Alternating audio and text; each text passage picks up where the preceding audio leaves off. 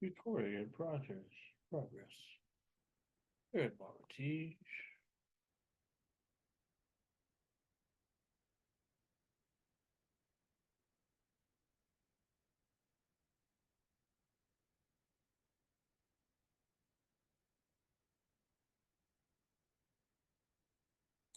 Okay. There you are. Hey. Can you hear me all right? Oh, I can hear you just fine. Because I never know if he's got this set up or there's like a whole bunch of things plugged into the back of the monitor. So I assume, the microphone's hooked up. I never know. You're dressed like Beetlejuice, if that helps at all. So I can I don't know how that helps, but you well, I can that if you need a visual can to know see me for sure. sure. Yeah, you look like Beetlejuice. You just need to say the juice is loose and you'll be all ready to go. Oh Jesus Christ. Oh yeah. Oh, you just need that. You just need his hair, or you just have my hair, or you just do whatever you want. Yeah, I can't. No, I'm not going to do that with my hair. Oh, for Halloween, hey, you realize how big that movie's going to be when it comes out in September? Yeah, Yes. the new one. It's going to be a Yeah, huge I want to see movie. that. I think it's going to be the movie of the year because the teaser trailer that they dropped for it about a month ago, oh, we got like freaking 25 million views or so. And that's just a 1 minute and 14-second trailer. It's not the full trailer yet. So that's gonna be something. If you ask me. I want views like that. I have to Yeah, take my shirt off for that. I think we all have to. Have to be with this Yeah, next true. move. Because I think a couple of you guys might have bigger boobs than I do, anyway. So Hey, a couple of us might have like fat back too. Might have boobs on our back. have that. I I've got a seen little muffin top. I muffin top, yeah. I like muffins, but not like that. Remember Hey, that episode of Seinfeld where it was just muffin tops? You don't get the bottoms. So what do they do with all the bottoms of the muffins? no idea. I Never watched never that got one. that far with the series. Uh, I just was starting to watch his new movie Unfrosted on Netflix. And I thought, oh boy, that's actually pretty funny. From what I've seen so far, anyway, it's pretty funny. there's But a couple of cartoons on there I wish they would do new seasons of. One's called Hoops. It's about this foul mouth uh, basketball coach with anger issues. oh, And then there's another one called Inside Job.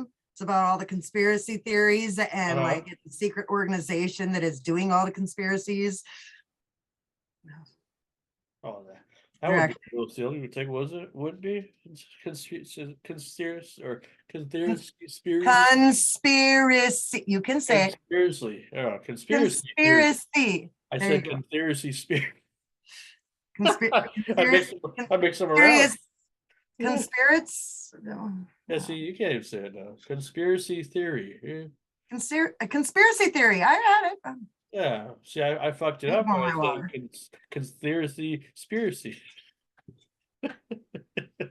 So, did you hear the big news? Oh, you get married?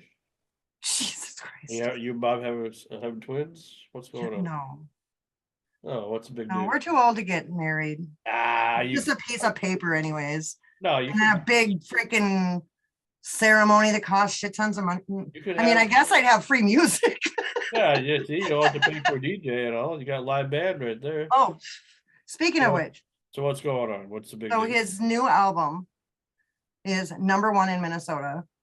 It Okay. is number 4 on the top 50 blues rock albums. It is number 70 on the top 50 US albums, number 8 on the top 50 blues albums.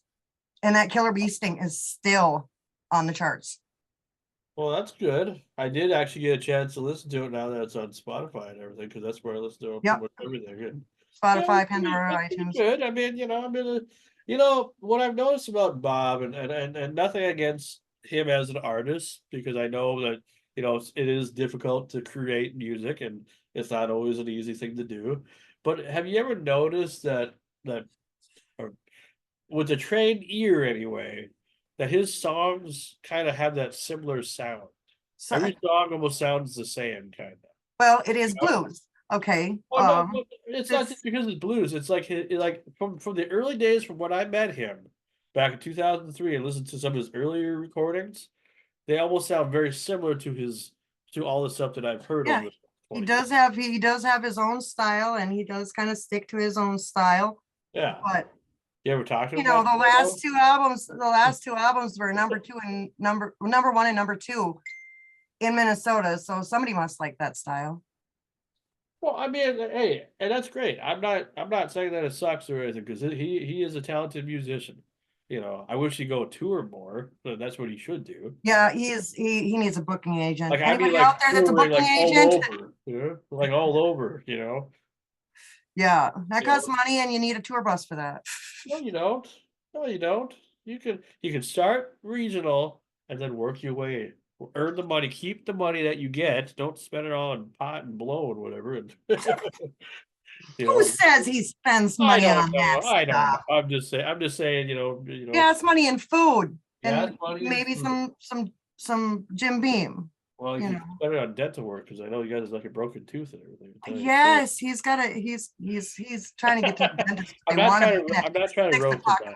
I'm No, I not know. trying to roast him. I'm just that just kind of came to me because the last video I saw, I was just like looking at his tooth the whole time. Yeah, that I know. And he's really self-conscious about it. Thanks for bringing it up live. You're welcome. Yeah, Hey, I'm self-conscious about a lot of things too, but you know what? I just learned to live with it. When my folks saw me this weekend at the casino, they haven't seen me like 2 months, the first thing they said was, "Boy, you started to look like a werewolf." It's like, oh, that's nice. How are you guys doing? "Yeah, good to see you." I always have to make fun of me having long hair that they don't like it. They're like, You're you gotta supposed to be be clean clean cut. cut. Yeah, yeah, yeah. It's like, well, Grandpa Bushy had long hair and he had a beard and everything, and it worked for him. You know, I don't know. I mean, I haven't had a haircut in a year and a half. Okay, so Why? why? Because Yeah, why? I just haven't really thought about. Well, I mean, I don't know. I just figure, well, let's see what happens. Let's see if I can pull off the look, and if I can pull it off, well then, Well, why? if you're going for the werewolf look or for the troll look, you got it nailed. Oh, great! I could tell you other looks that I've been told I would pull off too. Oh, We'll what's probably get that? yourself banned probably out here. Come on, let's see it. Let's hear it. I can't. I won't say it. Just use your imagination. It rhymes with Rex. It Imagination. rhymes with Rex offender. We'll just say. Oh, yeah. I've been told that by a couple people, by coworkers or whatever. It's like, wow, thanks. Good to see you too. Oh, I suppose I gotta mute that. Well, anyway, everybody, this is our pre-show here, like we always do, like we've been doing for the last few weeks. We're probably gonna just keep doing this until the season's over. Then, when season 3 starts, then we'll figure out maybe a better type of schedule because I've been kind of thinking too that maybe you know I might if it works out, and maybe if I'm able to get my Sundays off again, I might suggest us going back to Sundays and like we That would did. be easier for me, for sure. I'm sure it'd be easier for everybody because nobody would be busy. And the only reason why we were even doing Mondays was because of the fact that I had I went full time, so and so I decided to have work Sundays but I might change my schedule here after maybe after the Kick Up Country or as it gets closer to my 1 year anniversary, and then have just work Wednesdays through Saturdays instead and do that. So anyway, so let the audience know about our guest tonight because I don't know much about her. You know more about her than I do. Oh, so I've met her down at Walewski's Blues Saloon down in the cities.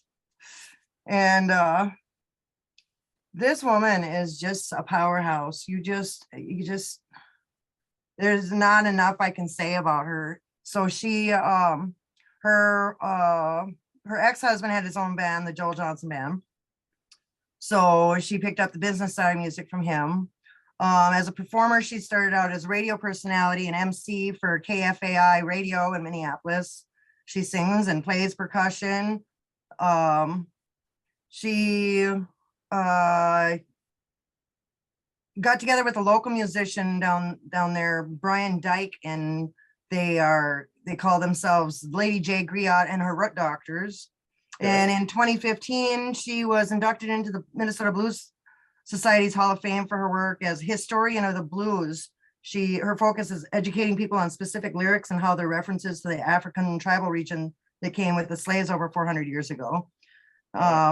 She's been orating her blues ministry on stage, preaching about African roots, and she also wrote a book. Oh, interesting. About the same topic. So, well, that's cool. Seems like a fun person. yeah, we she's tried good. getting her on before. I Yeah. know we get her on before that it didn't. She was having issues, but you said she sounded pretty good. Everything was great. Yep. We worked it out. We worked out the kinks on Friday. We did a little test Zoom and I was like, well, this might happen, so do this. So she tried that. And I said, and this might happen, so try that. So she did that and she got everything working right.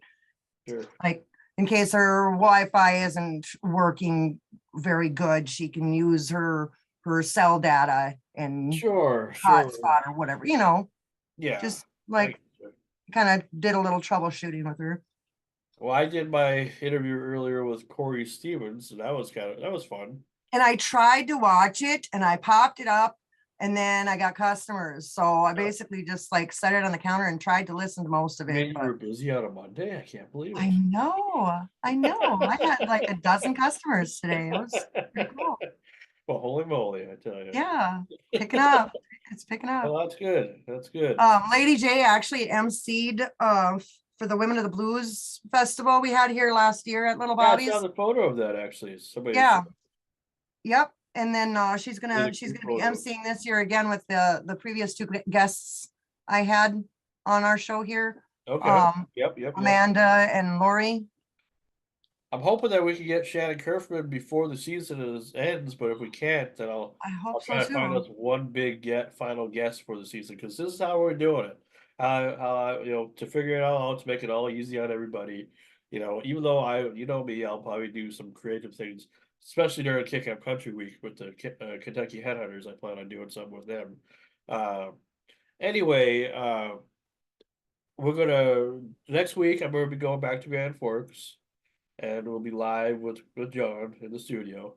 And if you decide that you want to come with, I would suggest maybe just get a ride with somebody, like find somebody that can take you, because, I expect a little gas money, for picking people up. I'm sorry, if you're poor, but it's like it costs to drive, and it's like, it's just what you do. It's a courtesy, you know what I mean? Oh yeah. So or buy you dinner or something, I'm not trying to be like it's all about money, because it's not. And I'm not trying to call you up or put you on the spot. I'm just saying in general, because last time I'm only a volunteer, so I know you my are, disability has gotten to the point where I can't actually go get a real job, especially not having a car. There's but not I'm just really. saying you should have some money, so like if you want to go somewhere, somebody, give somebody a little gas money. It's only Grand Forks. Yeah. It's not that far I from I try to save up my tips, but sometimes it's slow and sometimes I need a pack of cigarettes, I mean. He should be paying you. I mean for all the work you do. But that's another story for He another. pays me in love. He used to pay me in love too. I remember that. He pays me in love and appreciation. Love and appreciation. No, just kidding. I'm just kidding. I'm just kidding. Is Pamela your mom? Yeah. Yep. She's my mom. Hi, Mom. Is she watching now? Yes. I told her she should watch. You better watch it. You better watch what you say now. Well, it's like, okay, it's like I tell people to tune in or whatever. I even tell my own family, and nobody watches it all. Hardly anybody watches in my family unless it's like a big episode. I was like, well, what about the other episodes? That even if they're not as huge, they still matter. They're part of the series. See, normally right now this would be our season 2 finale right now, because it's we reached 16 episodes, but I figure if we can at least get 2 more episodes out of this season, then I'll be fine with that. Then I'll give everybody a break, a much needed break, so you can focus on all the other things you got going on and everything.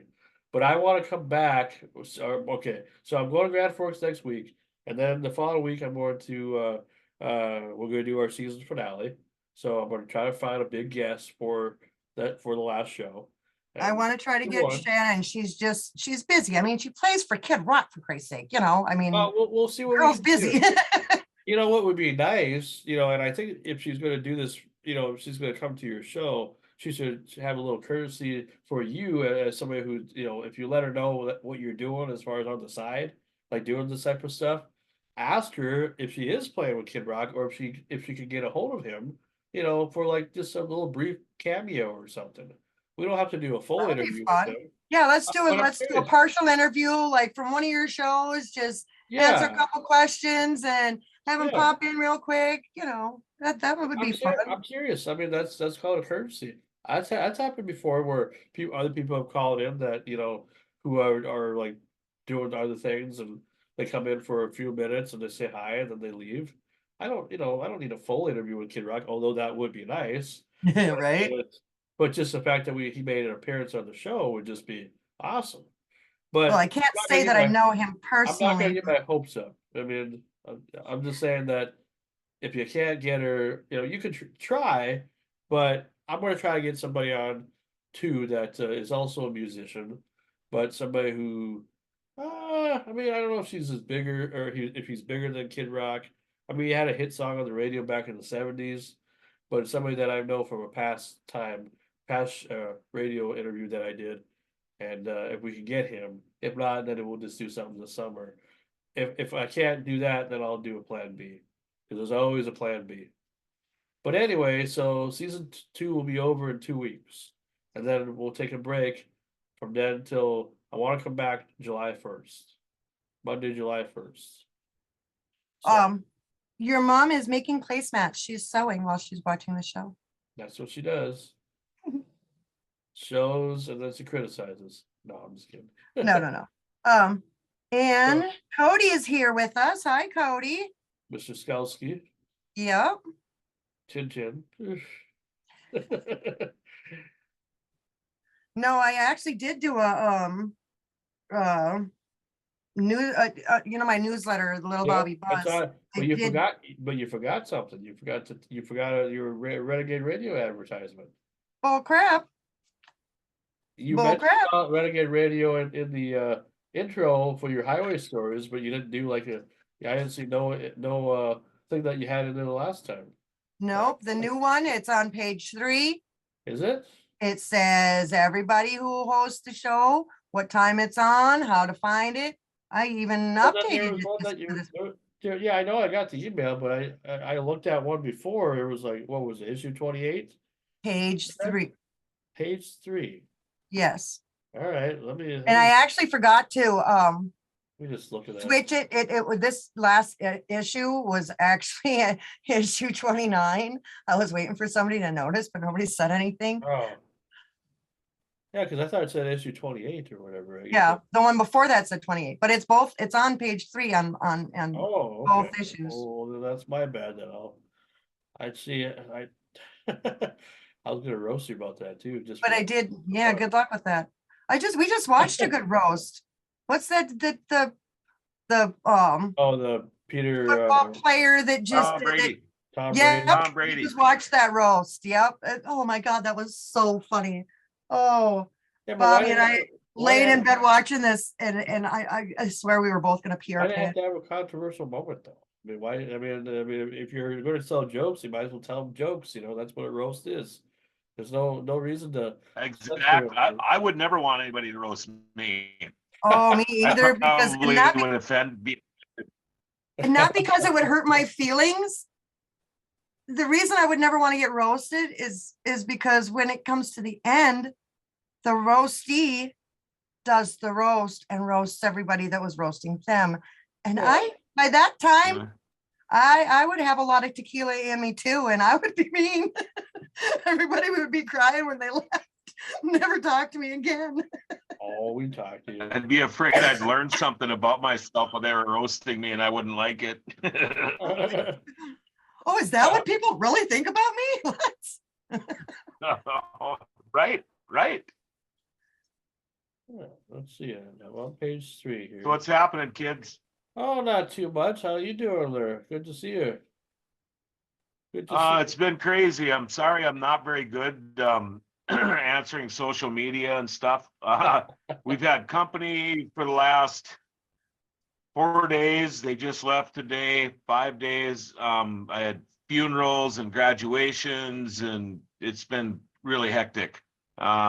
Things keep getting canceled and moved, so now I got to go back out to the racetrack tomorrow, and now we start racing Friday, and yeah, just all kinds of fun stuff going on. Trying to get some yard work done before we get this storm again tonight and Oh see what yeah, happens. yeah. I heard we're supposed to get some rain. What's up, Sam? How you doing? It looks like you're doing. Give us an outside shot tonight. That's cool. It's a little different. Nice. Yeah, yeah. Like Jay That's Leno nice. again. Roy, I'm at Jay Leno's garage. Yeah, yeah. But Jay Leno, he's sitting right That next would to me. not be nice. Hey, how you doing, guys? Yeah. Wow, I didn't know you having- were voice Are we impression. having Lady J on at 6 or 6:30? 7. 7, okay. That's why we're doing a pre-show first. So we get some time, so we get to talk a little bit, so it's not just, oh, here we are, everybody, and then a half an hour later, we got all our interviews to do, and then that's it. Yeah. Sam, where's your pretty face? What? I just saw you. Oh, wait. Is it doing I that can see again? him. All right. Yeah. That's fine. For some reason, this computer always, like the third person that comes on always ends up, I can't see them. I have to pull it up on something else. You see my pretty face yet? Oh, I see. No, hold on. I There you are. There just you wanna- are. I I just see you on wanna, my phone. I see it. I just see the wanna- fat bastard. I just want to boop you on the nose, dude. I tell you. You want to what? I want to boop you on the nose. You're like a little puppy dog. like boop.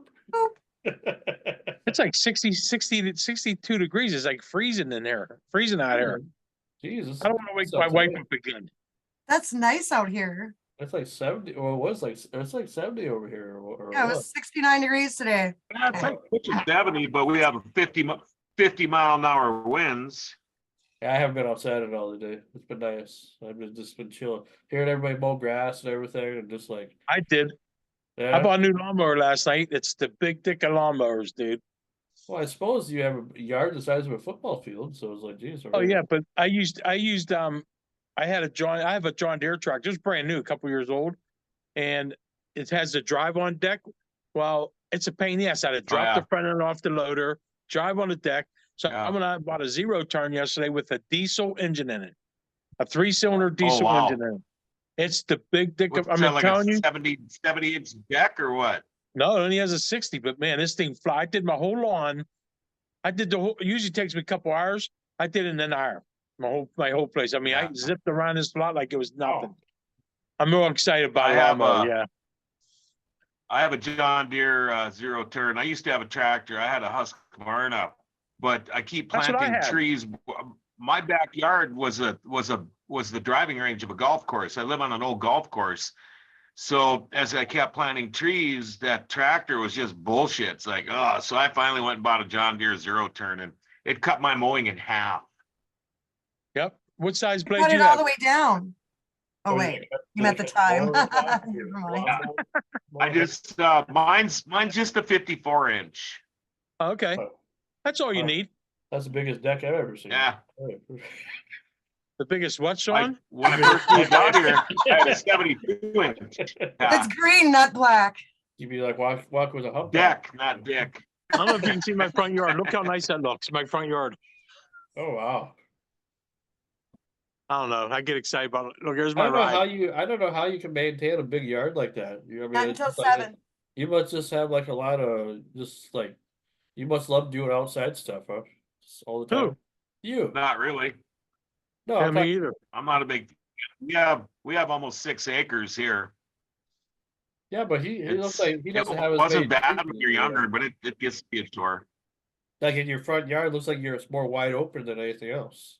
Oh, I got a big front yard, but the back is amazing. I mean, I wish someday you go on my video. I got videos back Oh, there, yeah. but I got 3 fireplaces on the property, fucking 3-4 ponds. Jeez. With fish in them, Nice. Yeah, it's freaking like rich. small ones, but they're there. Nice. Yep. Yeah. I wonder, did Sam ever live in a house or, I'm sure he did, I'm sure, but like, did he ever have like a big house like what you got or whatever, or did he ever just live? No, I'm not sure. I guess I never asked those questions before because it's like it seemed like if he was always a like touring You would comedian, think he always just stayed wherever, you would think being on the road all the time, you know what I mean? He might just rented stuff. That's what a lot of people do. Yeah, Like that's, one day we'll all be renting because we'll be on our show doing tours. yeah, that's right. Yeah, that's right. Yeah, we'll be really on the road. Well, I was serious last week when I was telling you, when we were talking about, how everybody got together and everything like that, and why.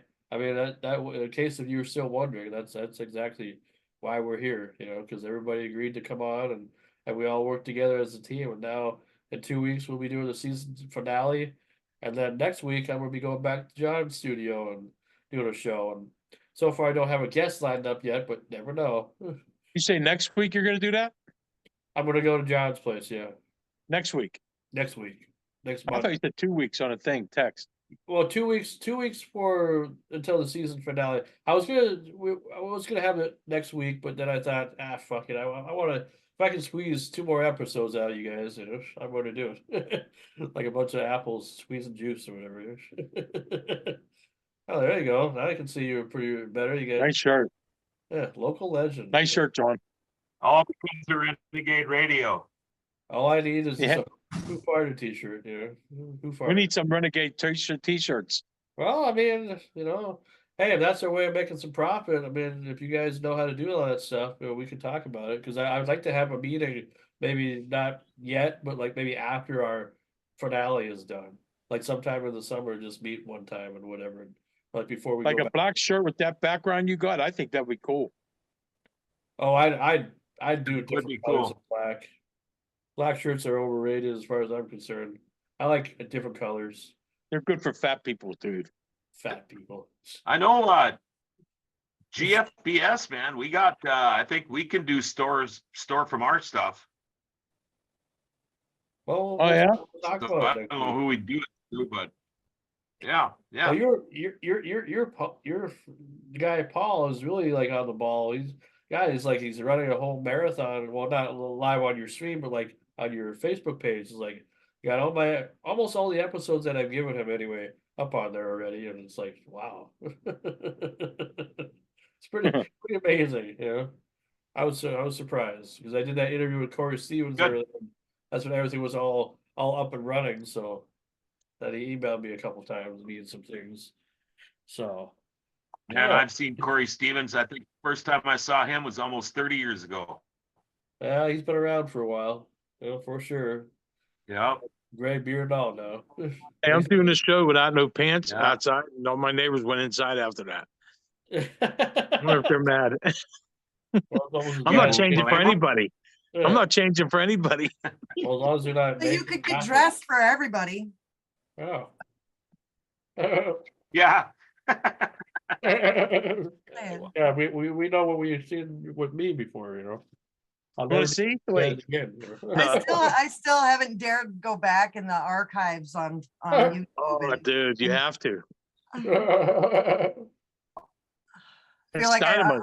I'm introducing porn into my phone. I don't want to do that. Porn. Hey, Mama T, you coming up Well, are you coming up to Grand Forks this week? I'm going to save some gas money and see what I can do. Yeah. I'll come up with drive you out, Sean. Mama T. Well, What's I that? told her it requires gas money. I'm not giving away free rides. I don't have that much money where I can just do that. I mean, I can, but it's like, come on, let's be courteous to her because I would do the same thing to her if I need a ride from her, and I'd be like, hey, I'll spot you some money. That's just a courtesy. That's just what you do. I mean, John helped me out the last time, and I appreciate that. So now I gotta pay him back. Anyway, so Nah, just get up here. Just get you guys up here. That's all you we need to do. will. Don't worry, it'll be good. We'll figure out next week's show. Then we'll talk about the t-shirt thing because what I'm gonna do since I'm gonna be coming up there, I'm gonna be coming up there, probably spend most of the day up there again. And Just see, because- that's part of the issue. I don't have somebody to cover for me all day long. Oh, Bobby's got you other know. shit he's got to do. That was part of the Yeah. issue too. Yeah. It wasn't just gas money. I Yeah. can't No, I be get gone that. all day I long. get that. Well, Yeah. but you have to get a ride from somebody, I guess. Anyway, I don't I know why get we're that. talking about this on the air here. I don't want to get all like, butt heads or whatever when people are watching us live. Like, oh, they're having problems now. It's like, Hey, no. it's drama. People like drama. Well, hey, do you have Netflix, John, at all, Roberts? Yeah. Did you Yeah. watch that Jerry Seinfeld movie on Frosted at all? Hey, Sean, somebody wants to know We how were much- watching it. We were watching it. Yeah. Did you watch that whole movie last night, honey? What? That Frosted or whatever? The one with, Seinfeld. no, we were tired, we both fell asleep. We started watching it. We both fell asleep, but it actually looked pretty good. Yeah, all-star cast and everything. Yeah, it actually looked like, from what we watched, it was pretty good. Yeah, I mean, normally I don't really like, I like Jerry Seinfeld, but it's like I don't really. I mean, I'm not sometimes a big fan. you're not a big fan. I'm not a big fan of Seinfeld. Now, Oh. And why is that now? but Why- there's a lot of other pretty big celebs in there too, if you figure out who they are, Oh yeah, yeah. which Well, is Melissa McCarthy was in shocking, there too. surprising. I like her. Yeah. So John, Yeah. Screaming Sam, I should say. Well, you were saying something before. Was somebody trying to get my Yeah, attention? guy wants to know how much does it cost to send you stars? That depends. I mean, since the stars thing does work now, it just depends on whatever you want to spend, I guess. It's Like all if he for does money. 1 star, how much does it cost for 1 star? Well, you have to buy stars from Facebook. You have to I tried doing it before too. And what it is, it's a thing on Facebook where you gotta put your info in there so that you can buy stars and then you can send them to people. Yeah, for 'cause I live don't think you can just buy one single. I think you have to buy it in a pack. Okay, yeah, okay. But I don't know because I've I never. remember you heard that down here. The stars thing has worked for a while because I even seen it on like an old like a video that I did on another channel just to see if it was working, and it does work, but people just, I guess, don't know how to do it because they've never really been. And I'm not, I tried to talk about it before. I've even advertised for it before, but it seemed like, that seems like more or less pandering to the public and everything. So I'm just like, I don't know. I think the idea for shirts and stuff would be a good way to. I want, like I was thinking like business cards too, like I know how to do that because I've done business cards before. There's a website that used to, I don't know if it's still like businesscards.com or something or like Vistaprint or something or something that used to be around that used to advertise for office supplies and whatever. I think if we're going to continue with this, I think that'd be a good idea.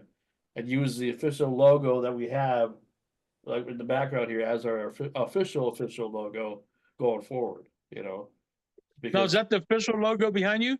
yeah, oh yeah, it's the best So as we far can as use ever that. look. We can use that then on our pages, You whatever. can do whatever you Yeah. want, and you can use the other ones too. But the reason why I was kind of going through as many as I did and making new ones or whatever. I was trying to just find the right one that worked. I was just like, well, we could try this. Let's try this. Let's try that because we're brand new. So it's our early stages. So a lot of people do that. Well, after I was going through the AI thing and realized that this was going to work, this here, then my friend Jeremy Asp, did the rest, and so we've been using his stuff ever since. So I it's think kind of he's half and going half. to- Yeah. I think he's gonna be doing Bobby's videos. Bobby's gonna be shooting music videos for his newest album. Okay. So That's cool. I was gonna say he's Bobby's cousin, but like pretty much everybody is Bobby's cousin. I'm probably his cousin Somehow. too, probably. Yeah, probably. God, I hope I'm not. That'd be You weird. probably are his sister, probably. Is- Who's Pamela, That'd be Sean? Is weird. that your That'd be a mom? little awkward. Yeah, that's my mom. Okay. Yeah, I mean Tanya could be Bob's sister. You never know. You never. Just don't think about it. That's all. Oh, stop. Beetlejuice. That's all I see. Anyway. Hey, She's promoting the new movie.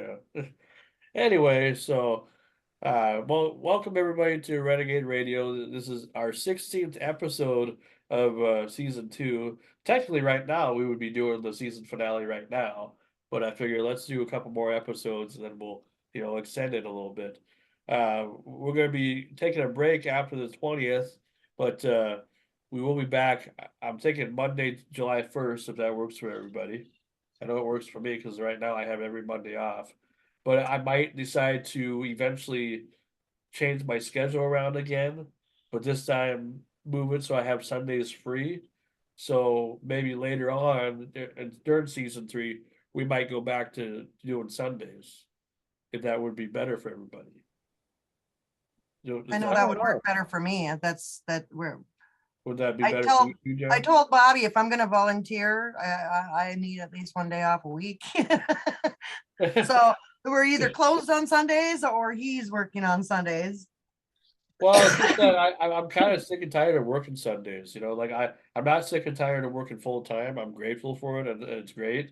But it's like I'm just sick and tired of Sundays are boring. There ain't not much going on. We had like yesterday we had like a lot of older people come in and a lot of seniors and all that. They're doing this thing now where they're giving stuff away to like VIPs and all these things. Like every week there's like either kitchen appliances or bed sheets or all types of stuff or whatever going on. And so it'll get busy during the day. And then about 5, 6 o'clock, 7 o'clock, whatever, then everybody leaves. And then it was like, I mean, you could probably yell from across the room and probably hear your yell on the other side.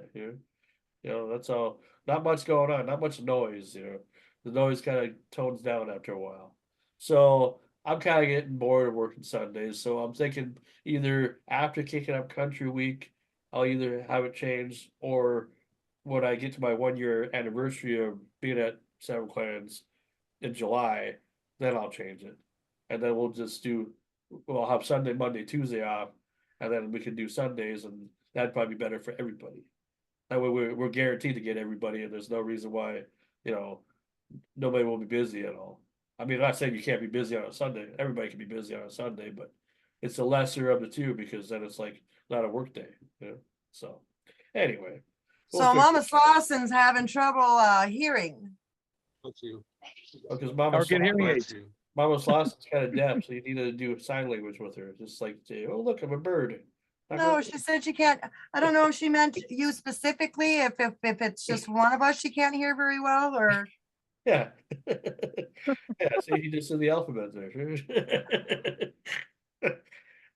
Well, my mother is either on a cell phone or on a laptop, one or the two. I don't think she's on Dad's desktop. well, I did suggest to check the sound on her device and make sure it's turned all the way out. And I That's- can't do I can't nothing believe it. about it. Sometimes my problem, I'm like not very tech savvy at all. I think we covered that when I Yeah. first joined. What's Well, that hey, button for? you've come a long way though. I mean, I might roast you a little bit, but you've Yeah, come you a long did. way. Holy crap. From a Crown Vic to the studio, that's a fucking amazing. Hey, From being hungover and check drunk. this out, you every day. guys. Still being hungover and drunk. I got into this meeting on my own today Oh, you did? with my No wife way. watching. You're lying. I saw her. I saw her too in the I background. saw her. Yeah, she was watching over my shoulder, and I said, "You just come up here and watch me." And I got it all, but she was Okay. right over my shoulder watching. But I did. It's big, little steps, baby steps. Okay. I'll Hey, be 60 years old. What?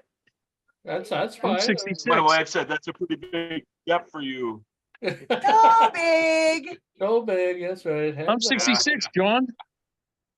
Yeah. So Yeah. y'all are gonna come to Oh, my you're still 50th young. birthday party this summer, right? Yeah. Sure. When is it? There gonna be strippers there? Oh, Depends on how much we Already have to drink. 50? That's an odd Um, question to ask. No, July, my birthday is July 17th. Bobby said he's planning something. I don't know. Bobby's so- not gonna strip, is he? You will later if I'm lucky. I'm just- I mean, it is gonna be my birthday. I mean, I said we do take it to the extreme, but that's probably as extreme as I take it. That's about he wanted, Sam wants strippers, so it's like, well, Bob will strip for you. you know what? I'll My tell you. I birthday- tell you what, Sam, you bring the strippers. I'd be fine with that. See, there you go. I appreciate God's beauty in both sexes, and yes, I said both. Finally. Finally, I convinced him. I'm kicking his stand. I'm trying to get my car. I don't know. I'm not trying to show off, but I am. I don't give a That's a nice fuck. car. That's just like like in the 30s and 40s or whatever. It looks like 37. But okay. Sean, remember I had this car, my Harley, and my Yeah. Sam Oh, guitar yeah. behind me one time. But you were sitting differently, like you were like more I was like down how the other garage. yeah, you were kind of like how like you were talking about like the Jay Leno thing, how a lot of people when they do a Zoom call or Yeah. whatever. Yeah, you kind of got it matched. Well, I want to do it down there, but I don't know if I get internet down there. I'm surprised I'm getting out here because she changed our internet. She got the best internet or something they have, or I don't know. Sure. But I before I wasn't able to come out here and do this. Well, it's working. You haven't had no Is it lag about okay? so, yeah, you're fine. I upgraded my internet Yeah, we package get, too, just recently. Go ahead, we Joe. get some iffy internet too because of where we live out in the country. We're surrounded by full-grown trees, and so yeah, What kind of trees? Oh, go What ahead. kind of trees, John? full-grown. They're all huge. We have cottonwoods, pine trees, oak trees. We live along a river, so there's a lot of cottonwoods, and they're ginormous. John lives in a van down by the river. And he's singing the blues. He's singing about cotton. Every time. Until you got enough to the make end of underwear, September when it gets a little too chilly. You got enough cottonwood to make underwear, so is that how that's made? Right? No? Cotton, Yeah, stuff like that. Yeah, cottonwood in your underwear or I don't know. underwear made of cotton? Would I that work? wouldn't want to be wearing underwear made out of cottonwood cotton. Be some, yeah, here, Sounds like a little when scratchy. the cottonwoods are letting loose, it's crazy. It's like snowstorms here. Oh, okay. They actually drift up and Oh, into piles. There's so many of them, and you go down to the river, and the carp will be eating the cottonwood seeds when they float down to the river. The carp are on the surface of the river, just smacking away at these cottonwood seeds. It's pretty cool. oh, wow. That's so you live And you right. smack them with a bow.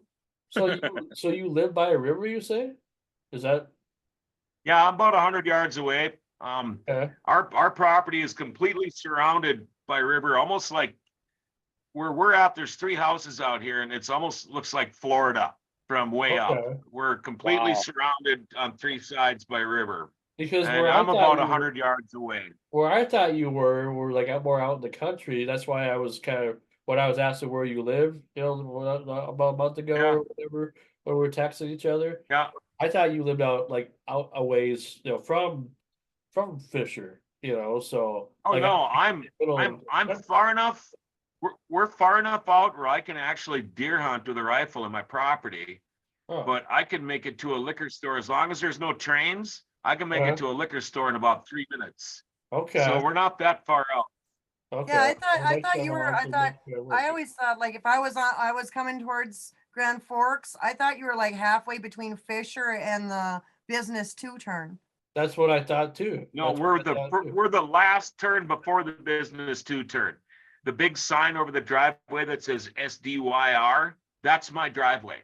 Is that like, past So if the, If you're coming off, if you're coming on business 2 to go home to McIntosh and you take Right. a right on 2, we're the very first right after that. oh, I thought you were on the other You side. turn Okay. on the 2 to head I was towards like, where's Fisher. the river Yeah, over you see there? there's a big indoor horse arena, and yeah, that's where Okay. we're at.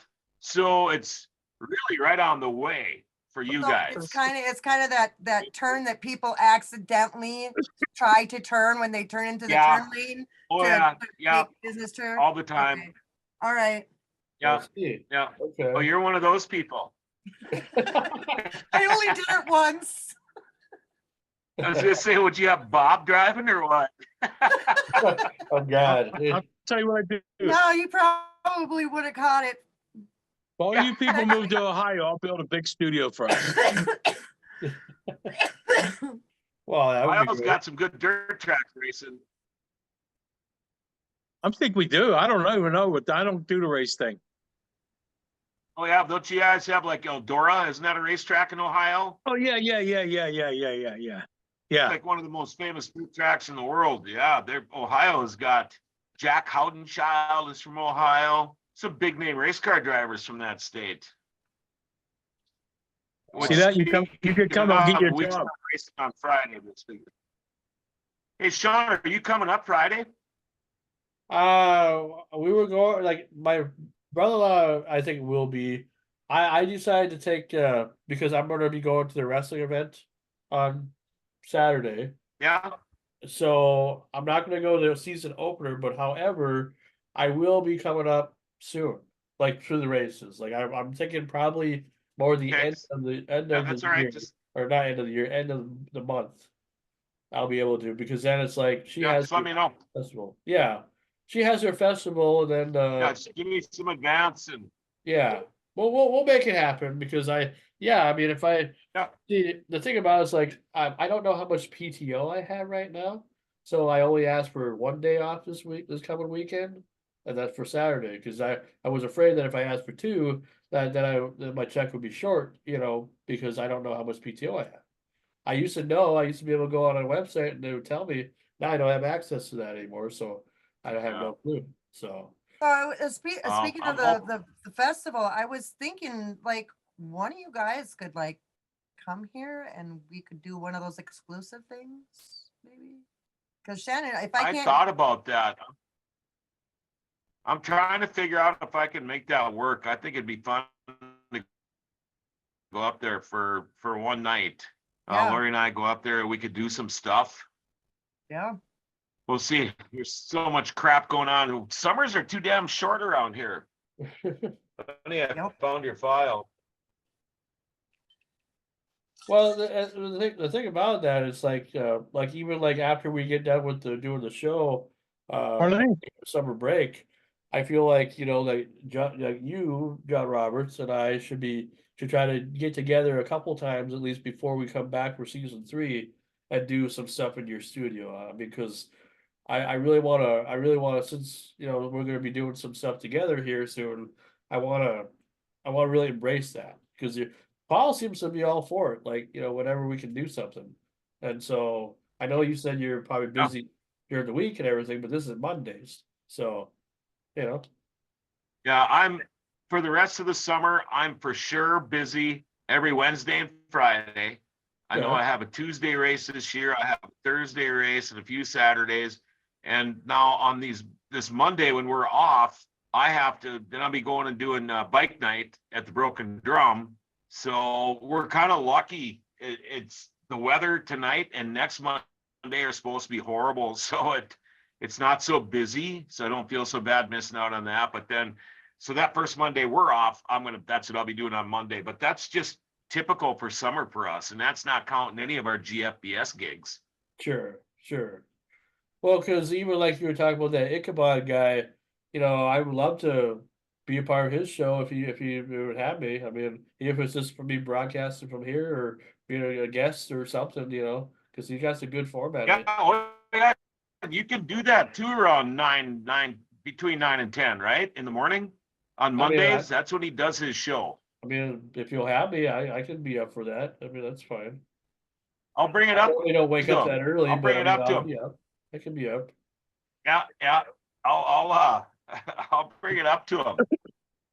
Well, the reason why I say I don't wake up that early normally is because I don't. I normally am in bed by like 6 o'clock or 7, because that's the start of my weekend. So if I got to go to bed a little bit earlier Right. on a certain Monday night or Sunday night, I guess it's not a big deal to me. Anything to broadcast, I don't care. Anything to keep the dream going. To fall asleep. I'm always up that early, just saying. You probably never sleep at all. You probably never don't even know what sleep is. What? I'm usually up a little after 5:30 at the latest. Sure. I usually head out the door about 6:30 to go to work. So Yeah. No, I understand. Let's see. What was I gonna say now? So what do you guys think of last week's guest, Justin Race? Was that pretty fun? Did you enjoy that? He was a great guy. Yeah. God, it was. Yeah. Yeah. Yeah. I thought so too. I mean, we could have had him on a little bit longer, but I just figured, well, I didn't want to keep him too long, because I've seen his interviews where he's got like 2 hours, and I'm just like, wow, we don't want to do that. Yeah, but he was interesting. When someone's interesting, I'd keep him on. Yeah, A lot Yeah. of well, people I text Sean and go, dude, when's the show over? yeah, and see that's Well, what, uh, Where's people Mikey don't tonight? have a very long attention span anymore. I I don't mean, know. people what get Mike bored was. with stuff so quick. And that's why, yeah, I know. I heard, yep, you're right. Well, yeah, There's well, not pictures to look at. when we've got on longer before, everybody then gets a hold of me and they said, "Hey, I gotta go," or "Hey, what's up?" So I'm just like trying to avoid that. There's Bob right there. There's Mr. Bluesy new album guy. I Hey, can what's tell up? by his He gut. wants to cameo for a minute. Grab me a drink then. You can sing us some Grabbing a blues. chair. He's gonna sit him. Oh, Yeah, good. crazy. right. Someone sitting here. Little Bobby. Oh, How's it going, Bob? I'm in Tired. Bobby. I'm tired. Yes.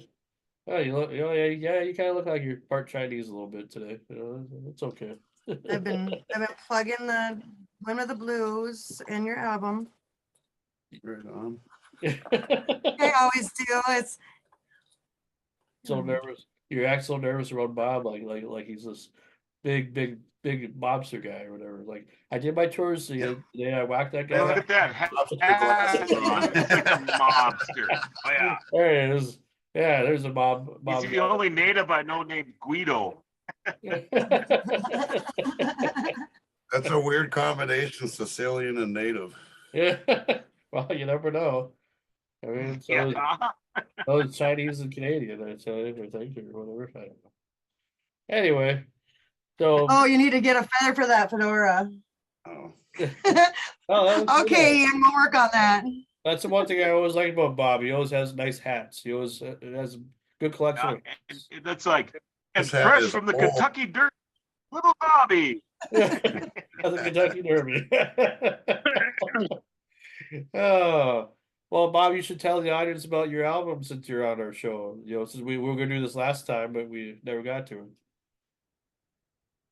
oh no, it debuted on the charts last week. I think it was 14 and on the rock blues album charts, and then 31 on the blues charts. This week it's number 4 on the rock blues album charts, number 8 on the blues charts, Number 7 in the US. number 7 most played album in the US, or actually worldwide it's 13 most played blues album right now. And number 1 in Minnesota. Did he say that already? Yeah. Number 1 in Minnesota. And number 7, the old one's still on there. That's Nobody awesome. gives a shit about Hey. the blues anyway. Shit. Screaming Sam, I don't know if you've ever seen Bobby, but when was that gig at the Empire where the CD was made? Because Lori and I were at that gig, but we Yeah, liked it it was so 2000. much. It's 2009. Was it? Isn't that crazy? Okay. 15 years So ago. it was only what, 5-6 months ago when we swung through your place and we bought that CD from you. That's how much we like it. And that was from that long ago. So Sam, if you ever get a chance, man, you got to see this guy play. He's pretty good. He's all right. Oh, I want to. I'm hoping to make a trip out there this summer. My brother wants to take a ride. I don't think between both of us we have a nice enough car to travel that far. What's up with that bug I see you've been working on? What's What's up with that Volkswagen? I see you working on that thing. Yeah, I'm giving up on the one I have one sold this weekend. I'm going to keep the other 2, I think. Oh, you got every more week, than one. I'm going to put something different behind Must me. have had one that was all apart and then it was all painted, and they must have had 2 of them. I was like, damn, you did that fast. No, they're 3 different ones. I ain't that fast, man. Oh. Sean's mom says hi. Well, hello, Sean's mom. And when Pamela. she says hi, she's asking hi or hi. I don't think I think it was a greeting, not a question. Yes, this guy. No,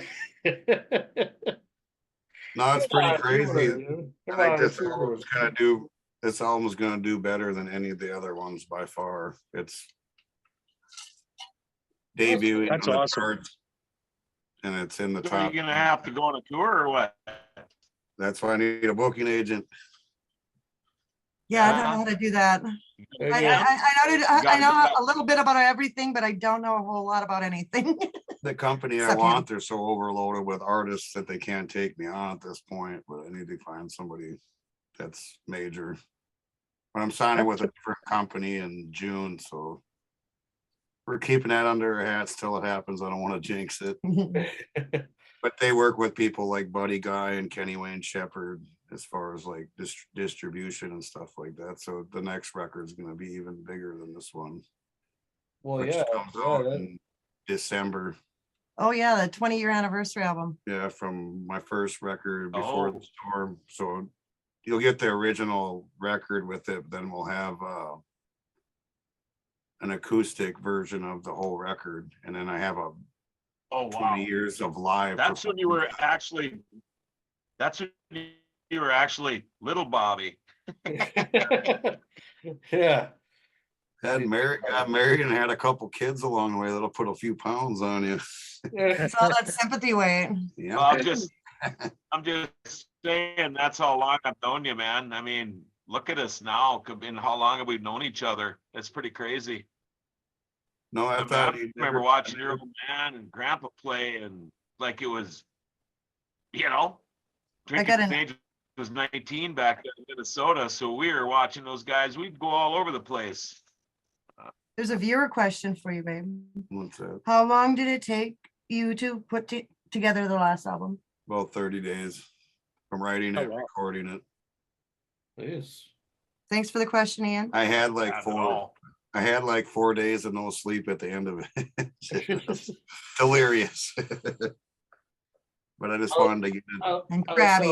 was telling Mama T about how like you, because I've heard pretty much everything that you've done, even some of your demos and stuff that we used to listen to when I come over to your small house anyway in Thief River. And I remember telling her that Bob has this unique sound that's like where almost every song is- Annoying. Oh, no. It's not just because of that. I'm talking to the sound. I'm not talking about what you smoke or whatever. I'm talking, you have this unique sound that's like similar in almost every song that you do. It's it's a little Bobby sound, you know? But it's like, you ever notice that most of your stuff pretty much has that signature sound to it? You know? Well, I'm just noticing like in the last year or last couple albums, like some of my childhood influences and those habits are still hanging around. Like a lot of people were like, oh, why are you wearing that Slash hat? Well, if there was no Slash, I would have never ever picked up a damn guitar. I mean, I was a drummer till I was 12 years old. And 87 Appetite for Destruction came out, and I remember riding my bicycle, which was like 10 different bikes. Every piece on that thing was from a different bike. But I had a realistic radio from Radio Shack taped to my handlebars, and I heard this guitar that came on there, and it was actually Sweet Child of Mine. And when I seen it, I was like, I want to be just like that guy. Not even I said close. that about Ron Jeremy, but then But I can hear I it said like in a lot of like even dealing from the bottom of the deck or there's a lot of Slash sounding stuff, and I just can't help it because that's what I started with. But I love, and that's the first time I ever heard of Stevie Ray Vaughan. I've seen an interview of Slash, and they asked him what the 3 best guitar players in the world were. He said Jimi Hendrix, Jimmy Page, and Stevie Ray Vaughan. And I never heard Stevie Ray Vaughan until like years later, but I could Wow. find Jimi Hendrix, and I found Led Zeppelin, and those blues songs. I always liked them since I first heard them. And you know, every Hey, who do you blues think song the 3 is best distinct guitar word. players in the world? They have to be living or dead or just any.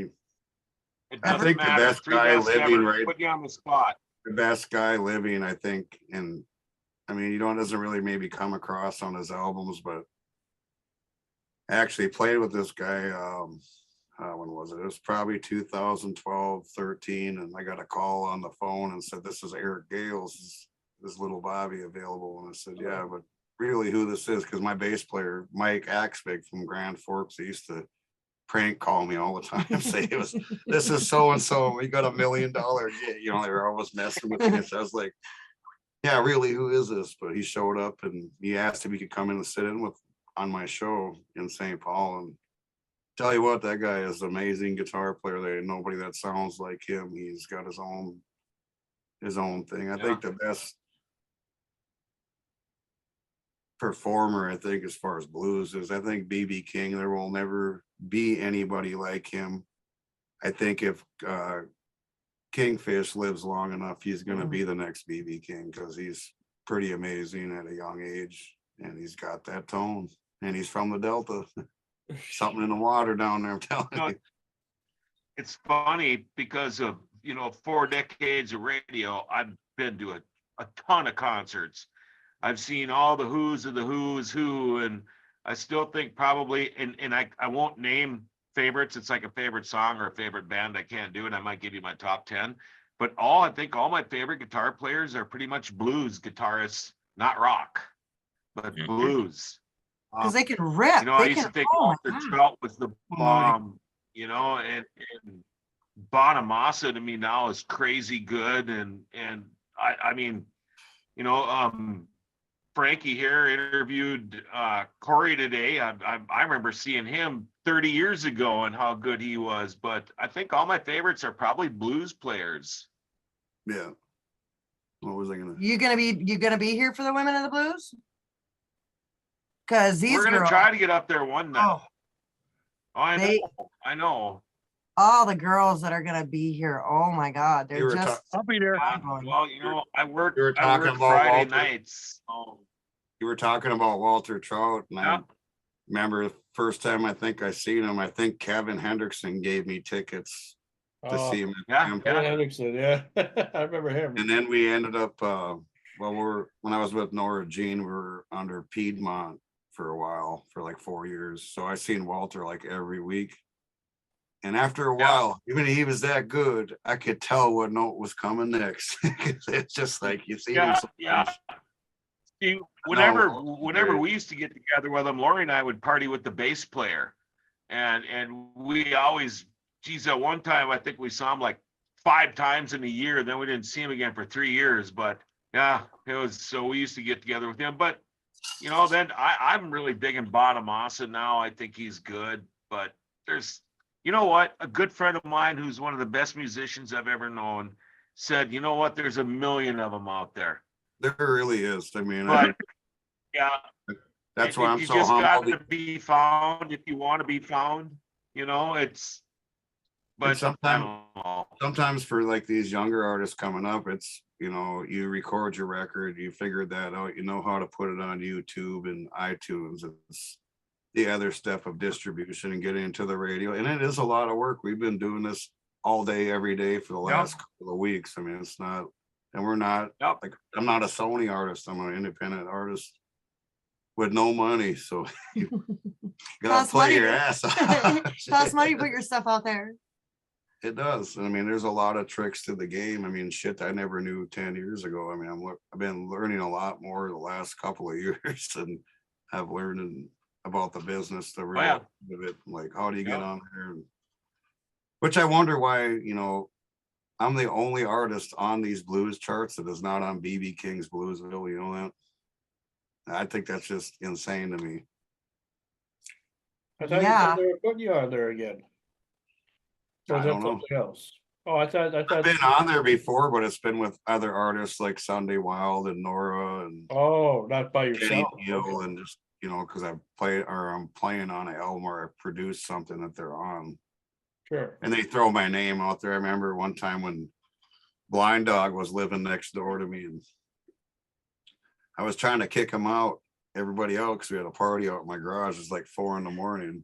And I shut the stereo off because I was trying to calm this party down and get the hell out of my house. Oh, And I had, before I turned the stereo on, I had my XM boombox on. And I was like, is my wife, I was married at the time, I was like, is Jessica playing that? She don't even listen to my music. And there I was on XM, and I remember seeing that for the first time. And we stayed up till 9 a.m. then, like another 5 hours of partying. Yeah, The and blind dog you used to should come see when down he's with to- blind dog. All right. One blind guy with another blind guy. I've seen it. I witnessed it firsthand. Oh yeah, we go that far back. Well, I worked with blind dog for a lot of years. Oh man. He's a Where's Where's different your cat. impression? Don't you do a pretty good impression of blind dog? I'm already know I'm gonna get an inbox, but I do it. Yup, gee, Yeah. you're listening to KJ 108. What's his face, Tanner, and then we're trying to get me to call into Yo, the big brother. dogs one morning and talk like that. He would have killed me. He was getting mad at me though. They're back when I had my studio in Grand Forks there. He's like, gee, stop mocking me, brother. So I've known him my whole life. He's one of my good friends. Oh yeah, yeah. Oh, absolutely. Hey, brother. He does some shit that Yo, pisses brother. me off, but he is He's- a really good radio personality. He does a great job on there. Oh, he is. He is. He is. He has fun doing it too. So whatever happened to what was his name? That I can't even think of. Shorter blonde guy. It's in the old cars. He used to run all the when it was Clear Channel. Was that McLean? Oh, McLean. Pat. Yeah. I still get together with him occasionally, once a month in the No, it summer. wasn't Pat He's Mars. retired. Pat McLean. Ain't No, it? Pat McLean. Pat McLean. Yep.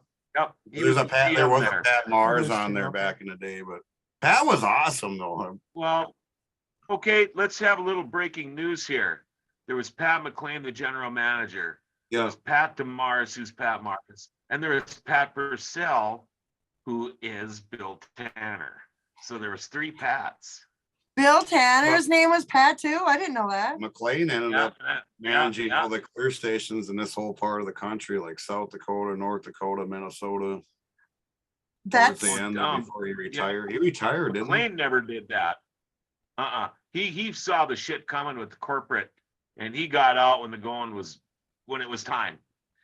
Hoberg moved down to Fargo as a regional thing, and then they canned him. But that's what they did with everybody. So Oh yeah, I mean, look at what like they did to me after 21 years. oh shit, I had 2 number 1 shows. you and Kevin. But Kevin that's was there for like radio. 30 years. well, my phone's Yeah, listening well, to us. yeah, he was there for a while. I just got an email from SiriusXM reminding me to pay my subscription. They're listening. Better do it. I What's tell ya. Part of Big Brother, they're trying to keep us Indian brothers down. That's right. That's right. That's right. But no, I seen there was a thing that like a lot of the government stuff trying to keep native artists out of music and things like that. It's crazy. I know a lot of y'all have seen that documentary Rumble. It's real interesting. Yeah, I watched the trailer for it. I haven't watched it yet, but I'm planning on it because it looks really good. I noticed native drum music and everything now after seeing that and Oh, doing yeah. some digging around on history of the drum. Margaret, Margaret just started watching. And then Well, a guy that a lot of nobody people talks think, about. the misconception that this drum music and stuff came from Africa. It was already here. Well, a guy that people don't really talk about much is Lenny Kravitz. I mean, because I still love Lenny Kravitz, even though I don't listen to much of his music anymore. I mean, it's still a good artist. I mean, it's just nobody talks about him anymore. I don't know why. He's getting old. You should Yeah, switch but to the blues. Yeah, but I'm just saying. But was he like almost like a Jimi Hendrix ripoff, almost like kind of originally or something, or you had that familiar flair like Jimi Hendrix would have, and that's what people like. Oh, wasn't his mom like on Well, the Cosby Show or something, or was that his wife? His wife. No idea. But he was also an actor and a model and all of this shit. He plays like almost every instrument from what I understand. So he's just a talented dude. Huh. But nobody talks about him at all. When's the last time you heard Lenny Kravitz in a conversation other than right now? It's been a while. So I've got, But I I've think got, I think he likes it that way. I think if he wanted to, he could be still just busted, but I think he's just happy doing what he's doing. Oh, We could be going through. You know, I mean, look at the Rolling Stones. fucking Mick's 80 years old and he's out on stage right now. I mean, doesn't there have to be a point? Do you really like doing it that much when you're 80 years old? You're I'll be traveling Bob. around the I'll world be doing Bob. this You'll shit. be 90 years Have you old. guys, have you guys seen the Rolling Stones live yet? No. I No, got free I haven't. tickets. My wife has. I had She got was free tickets Stones. from a friend of mine down in the city a while back. When Jesse Ventura was our governor, Oh, yeah. and he came out Oh, there, boy. I was at the Target Center and didn't realize how much of a age span there was. That's the greatest age span I've ever seen at any concert, from teenagers to Yeah. 90-year-olds. And you know every song. I Yep, mean, it's like Yep. just good old fashioned rock and roll. Rolling Stones were really never that great of musicians. It was just the energy they had, you know. They still have Oh, the it. drummer's got like a 4-piece drum kit, you know. Yeah, Well, they weren't Charlie- nothing spectacular. They were just good together. When did Charlie? I wonder who's drumming for him. Charlie died like 3-4 years ago, didn't he? Charlie Watts. I don't know. So I do have to give a shout out. So, hello, Margaret. My mini me is watching. Yeah, She says, Mama Hi, T Margaret. and Big Head. big head. Oh, he does have a big head. I mean, that's You've never seen me in the shower. Oh, but I've seen you gonna spoil the Jeez. crack. You My hear- wife's downstairs. I'm in her office in the loft, and she goes, "Are they talking about you because of my large head?" Yeah. I might not have seen your head before, but you've definitely showed me some crack before. I tell you. Oh yeah, those pants don't Ooh. stay up very good, do they? Bob, Oh, not you. What is that? After you hit 40 years old, a belt don't even keep your pants up. You ever realize that? It's because your waist is the same size as your stomach and your hips. So it's all the same size right there.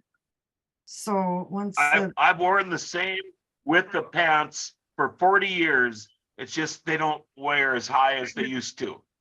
But I used to be a 34, 36, and now for like the last 30 years I've been a 36, 34. I think they made a song about that. ZZ They just don't ride up as high. You can Belly say pushed she's down. large. I tell you, yeah. Well, I just had to Twice. roast Bob about that because that was funny. Like we were doing a I pre-tape. I just popped in here, was waiting for a Jackie. Ah, One of my first person ever in Minnesota to ever play me on the radio. oh yeah, that was the other thing I forgot to mention when we were in. well, that's probably a very important thing to mention there, sure. Producer. Well, I pulled out the old article I did from her so I wouldn't forget anything. And that wasn't in the old article. No, she's been on the radio and at KAFI for like 40 years.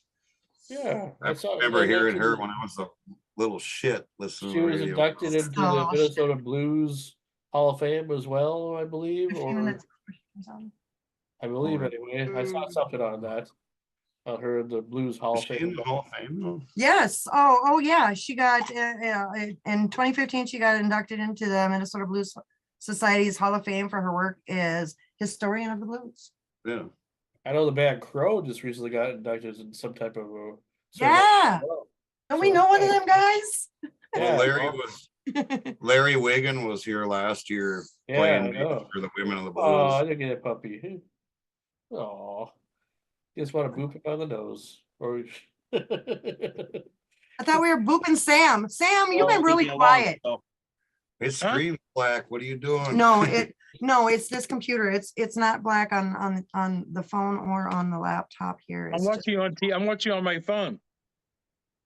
Oh, So there's probably a delay, probably. No, for Oh, some there's a reason delay. on this one, the third person that pops in after us, it's always black. But if I watch it, One. okay. But Sam is very white. Maybe you call Louis. Anyway, Let's see, Mama. Sam, what do you think of the blues? I love the blues. I listen to anything. I'm not in the country, but it's starting to hit me a little bit. Country music. That's what And happens some of when the you get songs are- old, Sam. Yeah, some of the songs are pretty amazing. That's You the know? other thing too. I got a lot of stuff to do in the next 3 weeks. I gotta do the acoustic part of this 20th anniversary. This company wants it in June to release it in December. My grandpa's birthday is coming up in June. He's gonna be 88 years old. And I'm gonna Wow. I'm making a country EP. Jeez. Oh, cool. So Bob's It's album, Don't gonna pass be out, like- you guys. his it album gonna be- probably He's still Well, is alive, it and gonna I be want to like give him traditional some country or bro country? like old school, like so he's gonna be wearing picked a good, couple good. songs, bell like bottoms and stuff. Or That'd not be bell bottoms, perfect. but like a. Willie Nelson, Merle Haggard. So you need to dress Hey, up. if Like you for need a guest voice on that bad boy, get a hold of me. Yeah. For your cover, you can wear bib overalls and wear like a big straw hat and everything. I don't know what the I licensing just thing love is. singing them old tunes. I might not put it out for public consumption, just for my grandpa. Oh. I don't want to wreck You my get- blues yeah. image. You get- Start making money. Oh, You don't yeah. want to be a Beyonce? Right, I was just gonna Like say, Beyonce. Beyonce can do it, he can do it, right? But she's gotten so much bad publicity on that. But you know what? Bad publicity is still publicity, right? Yeah, but it's not that good. I mean, But yeah, but when you're offering people millions of dollars to be able to go on tour with them just to do a few songs and they tell you to fuck off. I mean, I love it. You know, she from what I heard, she called the Grand Ole Opry and said, I want to come on the Opry. And they said, it don't work that way, Missy. You come on the Opry when you get invited to the Opry. I mean, that wow. I couldn't name one song she's ever done, whatever kind of music, but I don't know. Does she do that all the single ladies song, or is that somebody else? Or milkshakes, something or whatever. Something about. Was Hootie and the Blowfish getting away with that crap? Couldn't stand him when he had that band. Now you got to hear him on the countryside. It's even worse. I love I know Hootie some and people Blowfish. like Damien Frucker, Yeah, but I rip- can't stand ripping his off Old Crow even. You know, what bothers me is when that song comes on and they go, oh, Hootie or Darius Rucker, and I go, no, it's not. It's freaking Old Crow Medicine Show. It's not Darius Rucker. Yeah. So who is Hootie and who's the Huh? Blowfish then? For time. I like Hootie and Blowfish. I used to kind of mean, like Hootie and the Blowfish. Yeah, they had some good It's the stuff. only crossover artist I really like that does some country has been crossing over is Kid Rock, but he's kind of an outlaw anyway. You know what I mean? It's Yeah. Yeah, well, what about the Chris Cornell? Wasn't he the one from Stained? Didn't he kind of No, go country that's now, or is that Chris somebody Cornell else? from Aaron Lewis. Aaron Soundgarden Lewis from Audio Stained. Slave. That's That's Yeah. Okay, Aaron yeah, Lewis. because Aaron Lewis is Aaron gonna be Lewis, playing- ain't it? Or No, Aaron Lewis is gonna be Huh? playing Bemidji here. Aaron Lewis, ain't it? Yeah. Same. Yeah, yeah. He played at Thief River at the casino Yeah, when he first that's who started it doing is. that shit. Oh, well, He's Like pretty Danny good. he's gonna be playing Bemidji here. Yeah, he's good. pretty soon here, so I guess doing a show at the Sanford Center. But yeah, What's his face over there? Till Josh. they left. Okay. Well, he said something about dishes. Send me a message.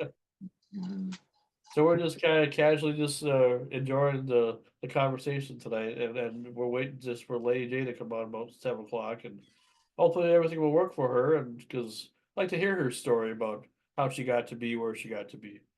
Well, if you want to go grab drinks for us, I will send her the link and All right. Yeah, tell her she can come on now if she wants. Diet Coke it, yeah, Go get a joint. Diet Coke and- That's good. No Morgan. crack at all, at least. Hi, Darren. Didn't see no crack at all. About time you joined us. I'm waiting for you. Yeah, Okay. there. Are we down to 4 people now for good or 5? Or what's going on?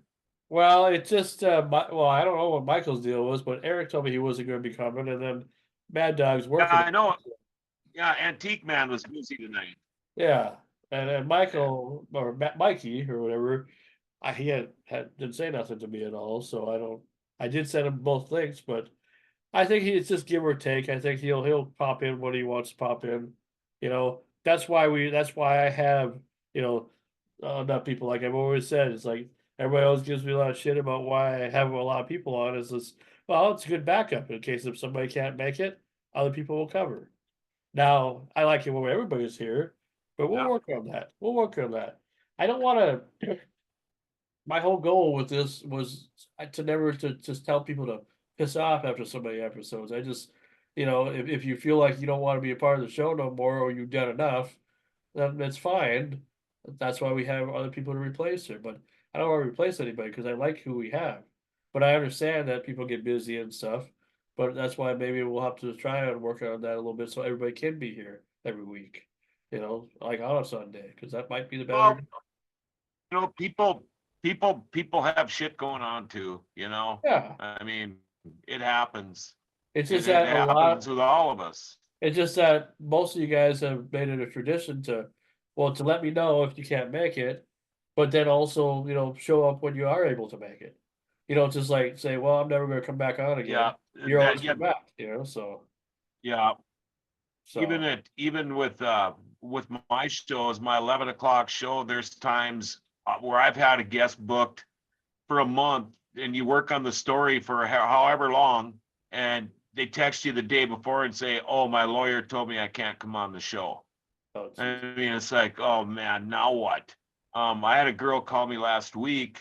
She was on the show 2 weeks ago and she works for the Grand Forks School District and they fired her for being on my show for what she said. What? It's like, gosh, What? what Hey, do you say to him? what'd she Oh, say? She did a She's little, already fired. well, we were talking about LGBTQ crap and you work in just, the Moorhead Free I thing? probably made more of the comments like, which bathroom are you pissing in kind of thing. And I don't know. And apparently and the thing is, they didn't even have the balls to tell her. They sent her a letter. What? And I'm like, okay, fine, let's go after him. But she's applying for law school. So she wants to just lay in the weeds for a while and talk about it later. But she told me not to feel bad, but you still do, How's your I've the one show I did, we exposed a thing up in northern Minnesota with girls high school hockey, and it led to, well, I think there's 4 or 5 people getting sued right now because of the story. So Wow. it's kind of weird. That is something. And we were talking about that Moorhead Freeze thing last week, and I seen later on they posted a thing about ice cream makes people happy. What don't make people happy is was it drama and bullying, social media bullying and stuff like that. But they acted like they didn't fire her for the reason that was said or whatever, and blah blah blah. So I don't know Yep. what happened else with that. I stopped looking into it after that. So don't know if it ever got settled or whatever, but yeah, that's kind of messed up. I wouldn't think anybody would get fired being on your show, just doing a broadcast, no matter what you're talking about. That's your person's right to come on your show and you ask the questions and you're just doing your job. Makes no Well, sense. the thing is you get fired for speaking the truth, because I can't make stuff up or I would get sued, but Yeah. still all they were doing was just telling me the truth, telling me what they saw or You're what they know. But you're better. apparently that's supposed to be a no-no. You're a better And if you source try than to get the Grand Forks School District superintendent on the show, there's no way in hell he'll do it. you know who you need to get on your show. You need to do But oh well. You need to do a one-on-one interview between you and Neil Carlson. Get him on the show. Do like a Dan Rather big interview kind of thing. Oh, I would really like to get Neil Ask Carlson him all on the this dirty show, questions because- and everything. See if he'll answer them all. See if Oh. he'll. Want to hear a funny story? I was coming out of and here's your plug, East Side Express Pops Liquor the other day. It's a haunt of mine. I know the owners, Scott and Jeff, real well. There you go. There's your plug. I was just pulling out and Neil was just pulling in. And I've known Neil for a long time. And I'll put it this way, we don't always see eye to eye. Well, you're media So, guy, so I he get kind it. of gave me the stink eye and I kind of gave him the stink eye back. And then you hugged him. Yes, Yes. Neil. Well, No, do you no, think no. he would actually come on your show though? Do you think he'd be actually man enough to come on your show? if you were going to do an interview about what Um, he does and everything, behind the scenes, a different look, kind of like we'll say. Yeah. I don't know if he would. And to be honest with you, I don't know if I'd ask him. I don't know. It's just That'd be a huge. we That'd be both. a. You want people to get discover your thing and what you're doing? That would be the ticket right there, the golden ticket, right in your hand. Yeah, I think anyway. Oh, I think you're giving him a lot of credit. No, I'm saying for you. I mean, I I'm don't. saying for you. And then I point right at you there. Ain't gonna make me. It won't make my company any bigger having him on my show. Why not? That's a golden ticket right there. Yeah. No, it's not. Hey, guess what? Guess what? That dude- Perfect Yeah, timing, well, babe. You Whatever. talk about it anyway. Let her I in, guess. John. I guess we have different opinions there, Frankie. I just think it would. I don't know. I just think it'd be kind of fun. I don't know. All right, we'll get to our guest now, and this is Mama T's guest, so she'll be in charge of doing the intros and everything. And Lord help Lady us. Jane. Lady J, I need to flip by my side. can you hear us? She's still got to push the buttons yet. She's still, I think that's a no. no, she'll get it. She'll get it. We worked on it on Friday. She'll get it. Can you hear us?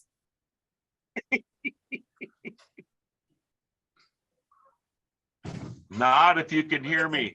if you can hear us, blink a couple times. Okay, no, well, she's in. She's just having trouble with audio, I'm guessing. Last time she was in here, it sounded like we were like getting hacked by ghosts or whatever from Ghostbusters, or the way it sounded like spirits and everything were coming through her. through her. Something strange in a neighborhood. Yeah, by the way, Bob, that movie is coming out digitally tomorrow, Frozen Empire. So, just so you're aware, if you haven't seen What's it yet. that? The new Ghostbusters. There it is. Here she comes. The new Ghostbuster Frozen. Hello. It's still connected to her audio. Yep. She's got it. She'll get it. There she is. There, can you hear me now? Oh, yes, absolutely. ma'am. Put some bass in that voice, woman. I heard you were going to be on the show, so I normally on here, but we've been friends for so many years. I had to come on here and harass you a little bit anyway. Oh, well, I'm glad you did. The mic button and agree to live. That's what I had to do. I had to Yep. agree to it. Oh. Agree to record. yep. Well, hello. Hello. All right. Let's This do is a a little little weird introduction. because my tablet's so small. So this woman here, she is just, she's amazing. I've done this a couple of times since 5:30 now. She got into music with Joel Johnson band, her ex-husband. She's worked for KFAI in out of Minneapolis for how many years now, Jackie? 30, 30 Wow, years. that's awesome. not Oh. 13, 30, 30. 30. I Yeah. get some given. I thought it was 40 years. You'd She be is close. in- You'd be In close. 2015, she was inducted into the Minnesota Blues Society's Hall of Fame for her work as historian of the blues. I was. So we've introduced you a little bit and we'll get into more about you here. Oh, look at that. Here's the beautiful award. outfit. Here's the award. There you go. Awesome. Yeah, we can introduce our panel here for a second, so you know who you're talking to. Sean, you want to go first? Yeah, absolutely. I'm well, my name's Sean, but everybody calls me Frankie. I'm the co-host or founder, I guess, of Renegade Radio, and brought everybody together because all the people that you are talking to, even the ones you know, they're all, everybody's has something in common with entertainment. So I wanted to bring an entertainment sense to northern Minnesota. I know Bob does that too, in his bar, but I want to do it in a podcast form. So Bob. we appreciate you, and you're a radio person like most of us are. So it's like it makes sense for you to be here. So welcome. Well, thank you, Sean. Radio and television. I still work in cable access TV too. Oh, that's awesome. Although I did my time in corporate television, trust me, I had to leave corporate news. I'm a news producer. Oh, that's all right. That's cool. I don't mean to interrupt everybody real quick. I gotta ask you, remember when they used to have back in the 80s, they used to have live from whatever bar on the cable access in Minneapolis? Whatever happened to that? Do they still do that? What I do you don't know if you mean? Well, Cable, well, I think it was like I'm in St. Saturday Paul. night, they would be live from some club. Oh, I do remember that. I don't think so. I think the guy passed away. And then COVID changed everything. Nothing was the same after COVID. I do remember what you're talking about. Geez, you're old, Bobby. In the old part. Thanks a I lot. didn't realize you were old enough to remember that show. Is that why I'm getting so ugly? Well, that's why you're so gray, man. No, that's You're her. You're getting gray and grizzled. Why this room is so dark. Look at Tanya patting her hair. Yeah, you got a few years yet, honey. I'm gonna be 50 in July. Are you coming to my party?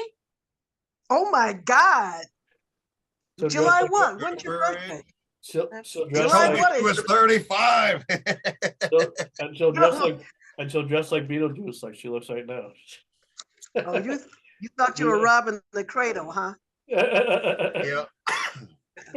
Turns out he wasn't. Now he's mad.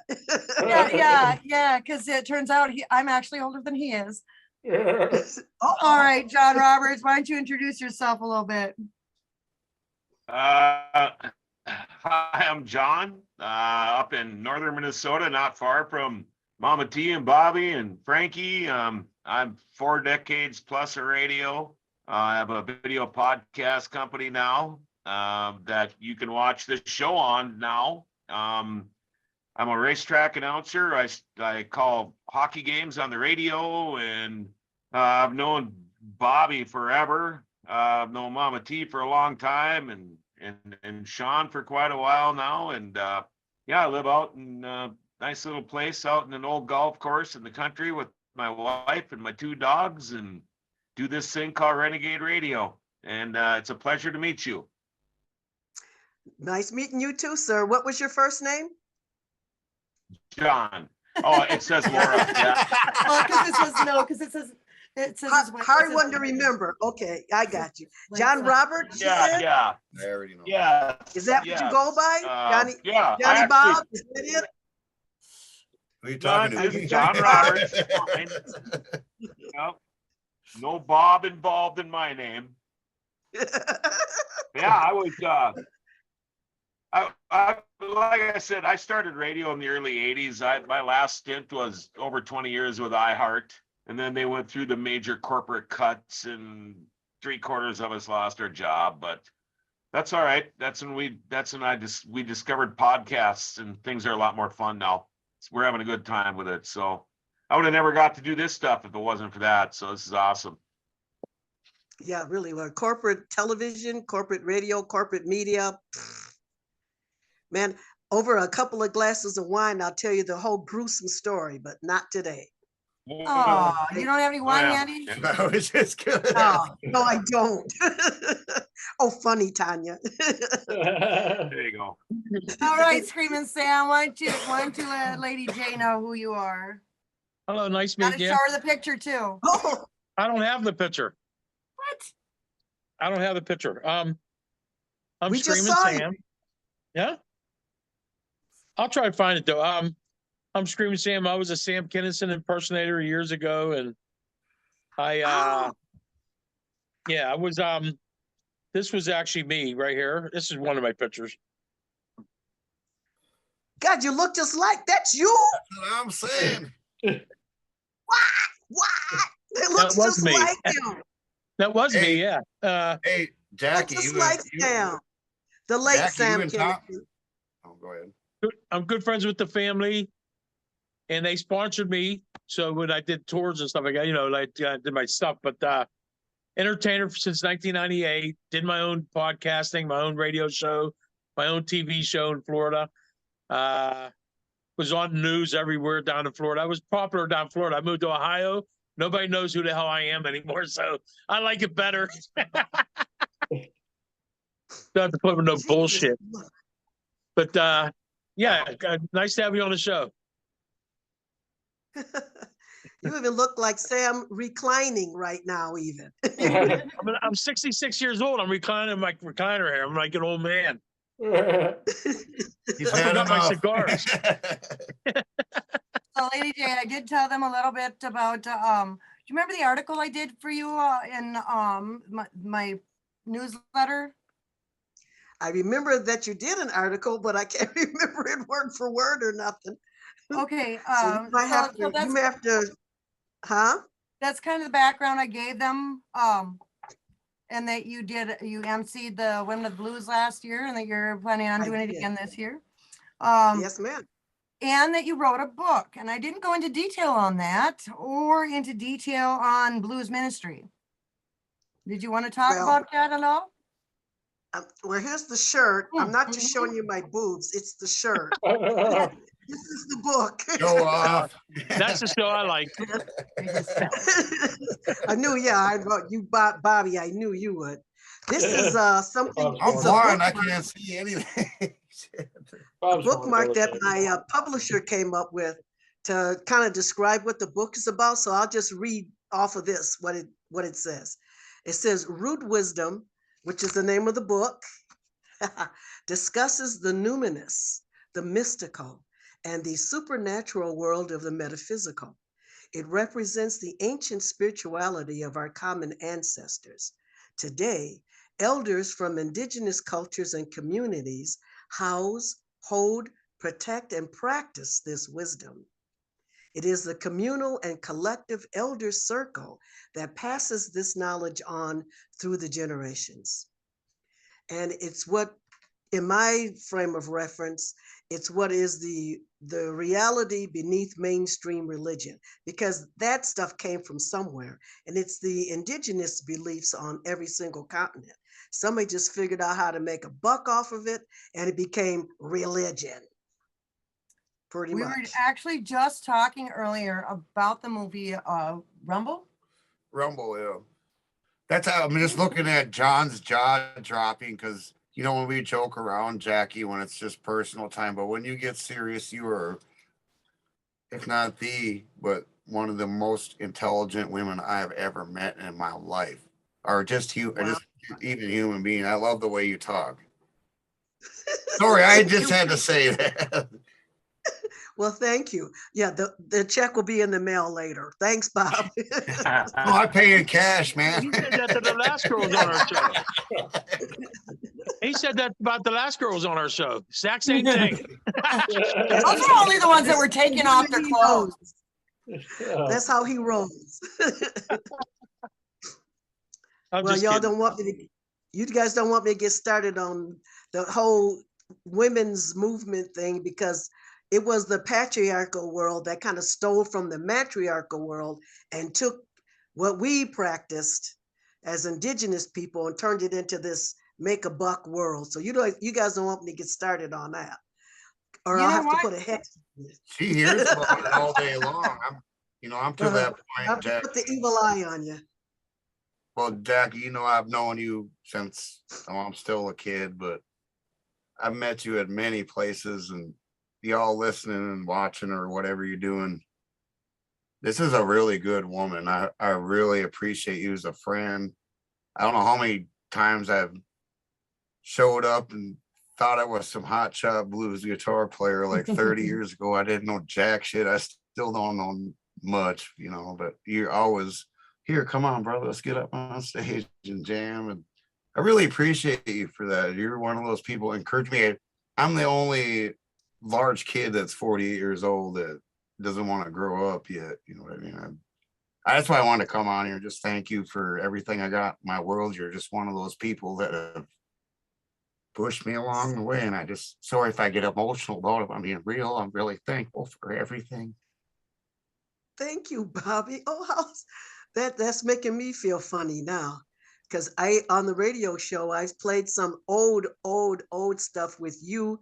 Short hair, the part on the side, it looked like your mom had cut your hair. The bowl. All those CDs. I cut it myself. In like the early 90s or That explains something. a lot. Oh, but the music's incredible, and that's the point I'm making. It's the production is what's so good. That's what's good about the music. You know, it's Who's your not just producer? a glamour project. It's good music. It's good writing, good guitar, great vocals. It's really good stuff. And that was the early 90s. So you've been doing it excellently for all these years, Bobby. You So know, you thank guys you. all, I mean, John, who was on the panel here, I mean, him and Kevin Hendrickson and just getting, what do you call it? Nostalgic Nostalgia. about my friends. Thank you guys. Yeah. I remember when you had the flock of sea bob haircut. Is that what that was? Flock of sea bob. Oh, shit. I don't mean to get emotional. I'm not even drunk. I'm on my first drink. Yeah. It's Oh, been you on look my like a mind. It's been on my total mind all day. And culture. just, He Like your really, mom dressed you. he really had to get on here and visit with you for a second because so we started pre-show at 5:30 and he came in about 6 o'clock and knocked on the window here. Is she on? Is she on? I'm like, not till 7. how many He was times in have here I at bugged you guys 6:30. since you guys been doing this? Except for when I brought the whole bar in here one night, Jackie. Oh my God. This Like everybody in the bar. I said, they're like, where's Tanya? I said, she's doing her podcast. I said, you know what? We should just go photo bomb her podcast. Right, yeah, why not? That's a great Well, we idea. were in the middle of an interview with Amanda Fish, dude. And like she'd literally just been asked a question and he walks in here with a whole bar full of people and I'm like, get the fuck out of here. What are you doing? Like this girl's trying to answer a question. And then some dude comes back and he starts, you see the piano's back here. Some dude starts playing the piano. I'm like, get out of here. So he walks away. Some other dude goes over there and starts playing the piano. I'm like, I'm trying to do a show here. Freaking Sean even muted me. Because there is so much. You can't take them nowhere. You just can't take them nowhere. I can't. I don't have a car right now. She's stuck. That would be a great idea for a t-shirt. Like I could sell like a warning label. Oh, there is no warning label to cover you, babe. Yeah, the Mr. Yuck symbol. Remember that back in the day? You guys remember that, Mr. Yuck? Was Yep, it the and there was the 70s and 800. 80s? There was the 800 number, the poison control number on it on the sticker. Yeah. Mr. Yuck. Does anybody have any? Does anybody here have any questions for Lady J? Well, how did you get like when you decided to do radio as a career? Why did you choose that as a career? Well, I was actually working at our University of Minnesota hospital, and I was the voice over the intercom, you know, that said, you know, Dr. So-and-so, your 10 o'clock is Oh. here. Somebody said to me, boy, you have a voice for radio.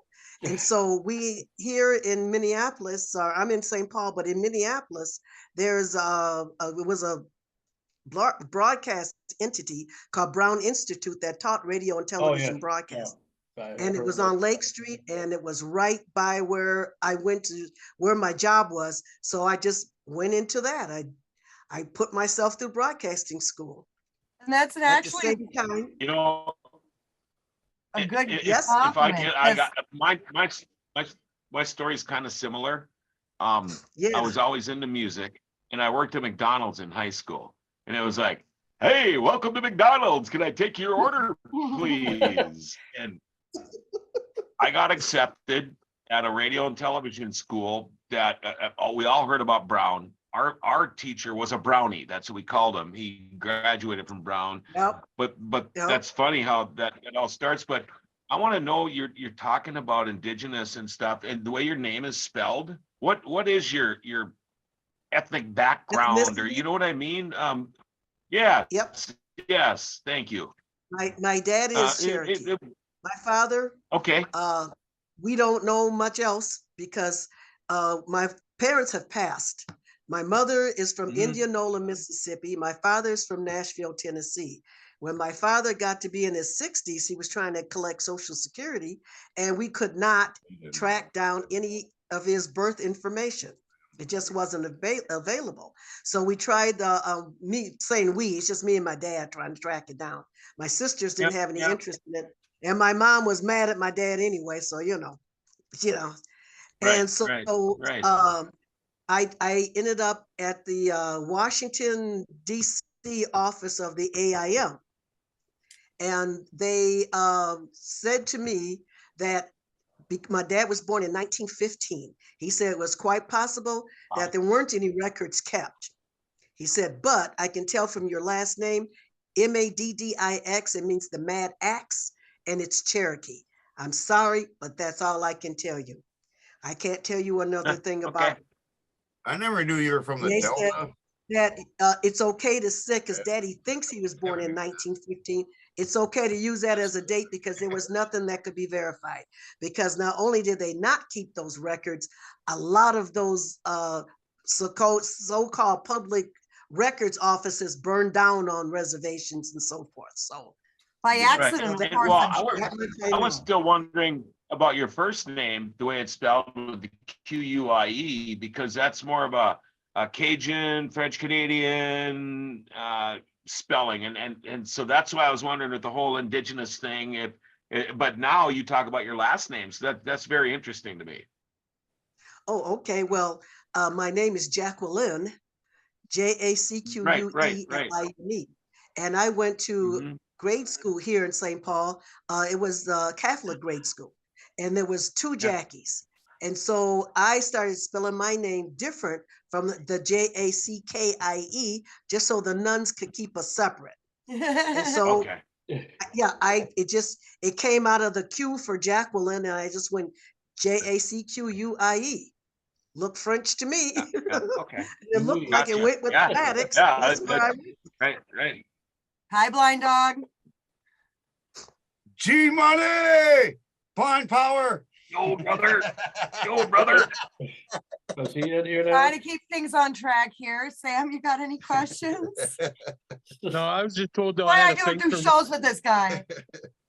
I was just told I had a face for radio. That's why I try to get into Oh, radio. that's what I was gonna say too. I was like, that was a great compliment.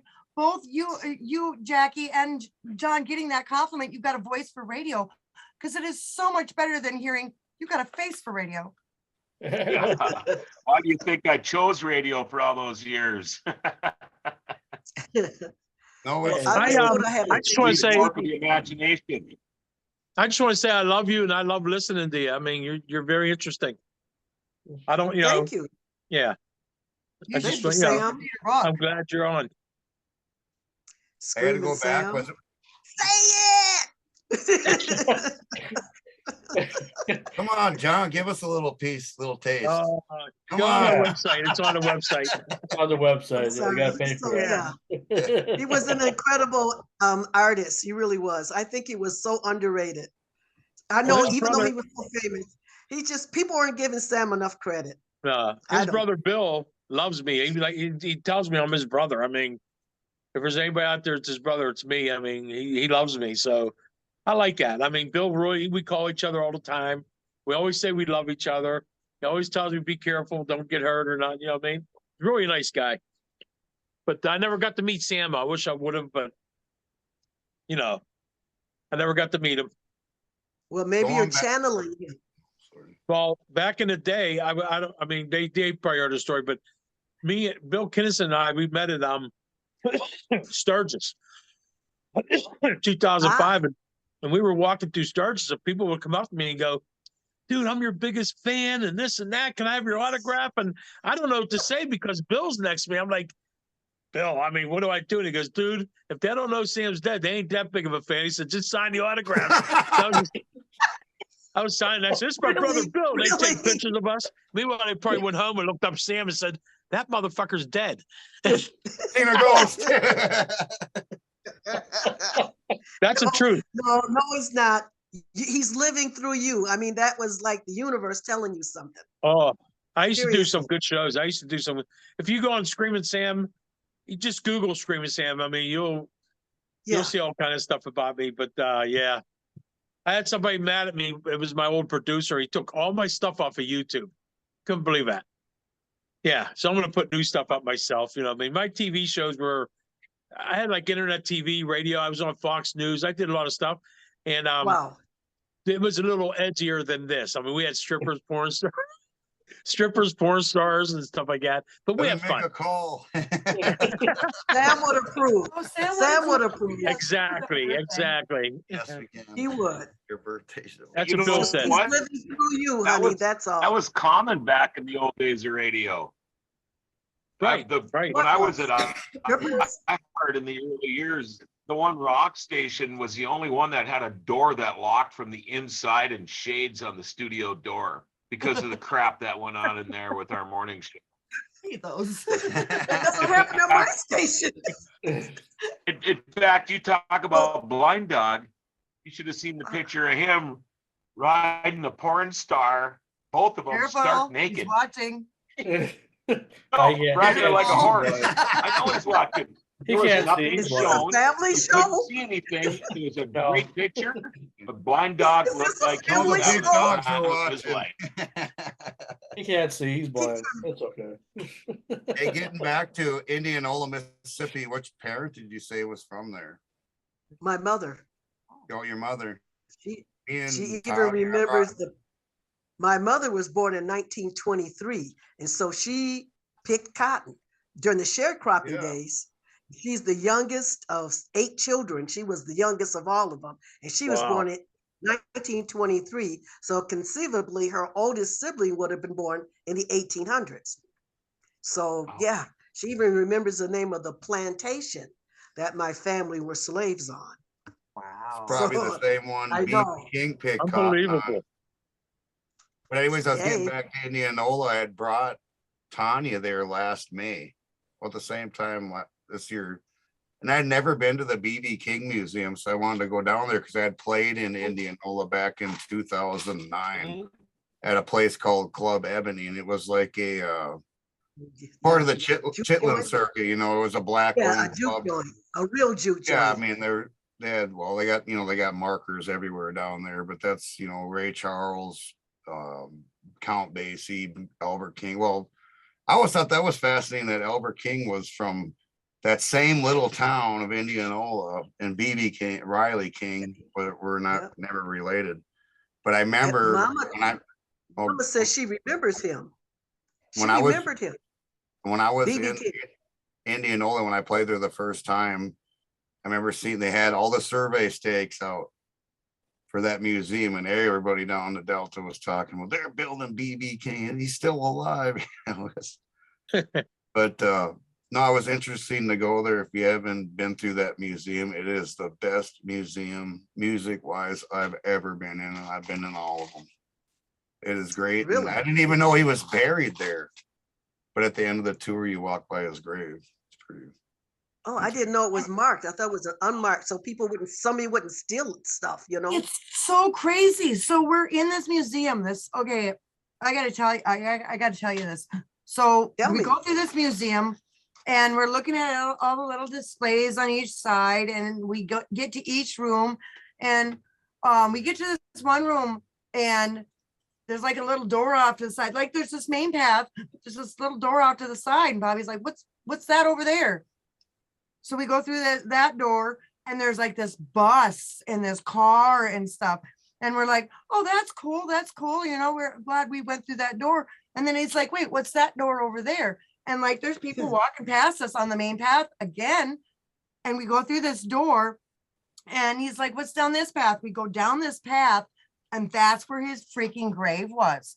Like, you actually have to look for it. You have to be paying attention. I mean, when we first started this And tour, no you flowers. walked through on your own tour there, but there was like 20 Yeah. people by the third left turn. It was just me, Tanya, and then my friend Thief River, Brittany Nelson. And Yeah. I'm gonna go left one more time, you know what I mean? Because it looked like it was over with every time he came to this left turn, and there was an exit Yeah, door there. well, And Maybe people maybe slowly somebody was find- drawing you. Maybe you were being drawn there, Bobby. Think Well, of I it wanted that to way. see it. I mean, because I seen the survey stakes back in 2009 when they were first surveying the layout, and I wanted the whole reason to go to Indianola is I wanted to show Brittany and Tanya Club Ebony, which is a historically famous club. I mean, everybody played there. I mean, it was just one of those places to go. but I start getting into some of that history down there. You know, the first black hospital was like literally 50 miles away from Indianola in Clarksdale. Which means that if you had an emergency. Yeah, the Green Book, is that what it's called? The Green Yeah, Book? no, it was even in the Green Book as a safe passage. And, you know, the Underground Railroad was starting in Clarksdale also, which I didn't know they're erecting like a huge monument down there. But it's the hospital I'm talking about was, it's now known as the Riverside Hotel, which is in a lot of blues songs. I mean, it was opened in the 30s. I can't remember all the details because I was learning it for the first time. It was really interesting. And my friend Brittany had never been out of Minnesota, who was a huge Betsy Smith fan, and she died there in one of the rooms because after I think it was like 1939 or 40, it had closed, and then I might be off a year or two, so I can't remember everything. But then another lady had came in and bought it and used it as a boarding house. And Ike Turner stayed there also. Aretha's father, who was a lot of people don't know, he was probably more famous than she was. He was a famous preacher, but he lived there too. He was a minister. John Lee Hooker, Sonny Boy Williamson, and it's haunted. So that when we went there that day, I'm sorry I'm getting so long-winded on these stories, but this is worth mentioning.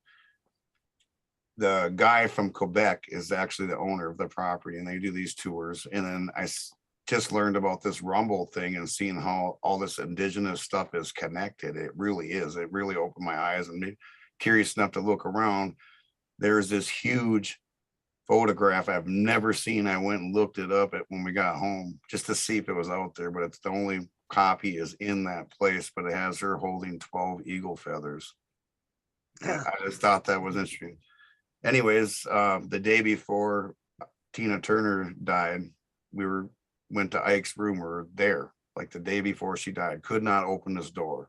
The latch is open. Everything all of a sudden it opened up, and this huge wind came out the door.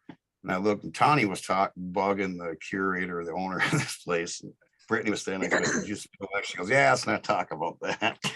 So we went in the room, and it was just a heavy feeling in that room. When we came out of there, the door shut behind us. It was, I mean, you couldn't have scripted that. Like I went right for the windows to make sure that the windows were shut. The door slammed shut. And Tina Is that died. before or after you wrote Mississippi Kind, that song? That was before, and Yeah, no, I wrote that before. That was actually an Indian kid that was, his family's got roots in Cass Lake, had stumbled down to Mississippi, and he came up here and he started hearing about me or whatever, and he goes, "Oh yeah." So then he came in here, and I kept blowing this kid off, and I was like, he don't know what the hell he's talking about. He's just looking on the internet at stuff. But yeah, he walked in my bar and he says, "Here, just to prove I ain't full of shit, here's one of your friends on the phone." And it was Watermelon Slim. And I was like, I know this kid. It's like Cactus. See? there's a lot of connections to the universe, I think, musically in that area for some reason.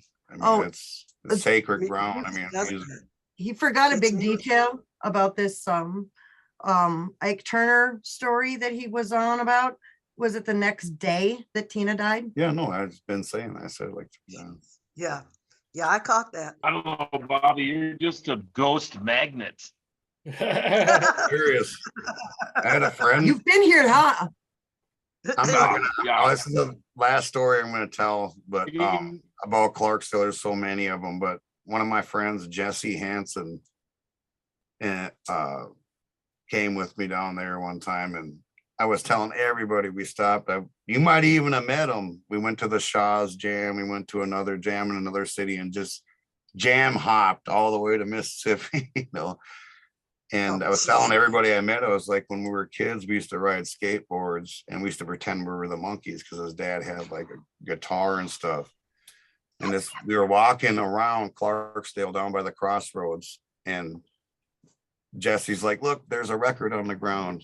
And this Jim McCullough that we hang out with, he picked it up off the ground. He's like, "Holy shit." And they're like, "What is it?" And he showed it. It was the Monkees. And he died like a week later. It's really Oh, weird. wow. That was See, pretty. no, That's a good story. Take the That's your last train indigenous where, roots. The you Clarksdale. know? Right? Yeah. Yeah, I was a big Monkees fan. I loved them. Everybody loved the Monkees, man. Hey, hey, Yeah. we're the Yeah. Monkees. But I just thought it was weird that, we found a Monkees record at the crossroads on the ground. Yeah. And How then did it Pretty get crazy. there? after that, That it was, was, yeah. that I people talking were calling me vinyl. the legend killer Our for, videotape from you. I Are had you talking CD, Bobby, or a vinyl record? no, a vinyl. The Monkees, Like a that's we found at the 45? crossroads, Sure. like with my friend, and he died like right after that. It was, That was for him. That was for him. I had a That was question for you about some artists that you, since you're around the Minneapolis area for as long as you have been. There's a lot of people that, come and go that, go play it all over that are locally known. There's a guy named Doug Maynard. Did you ever work with him or know him at all? He was a good friend of my ex-husband, Joel. They were Okay. buddies. Yeah. Because Oh, Larry yeah. Weekend was talking about him. We did a show about, we did paid Doug tribute Maynard. to Doug a long time ago, back in my South Dakota days. Yep. There's a great CD I play of his that was recorded live at our Whiskey Junction here from like 1990 or something. It's a great CD. Very good. Yeah, It was he only did a couple albums, I think, or that got Yeah. released anyway. Doug Maynard live. Yeah. that's crazy. That place ain't around anymore either. I just found Well- that out the last time I seen you, I think.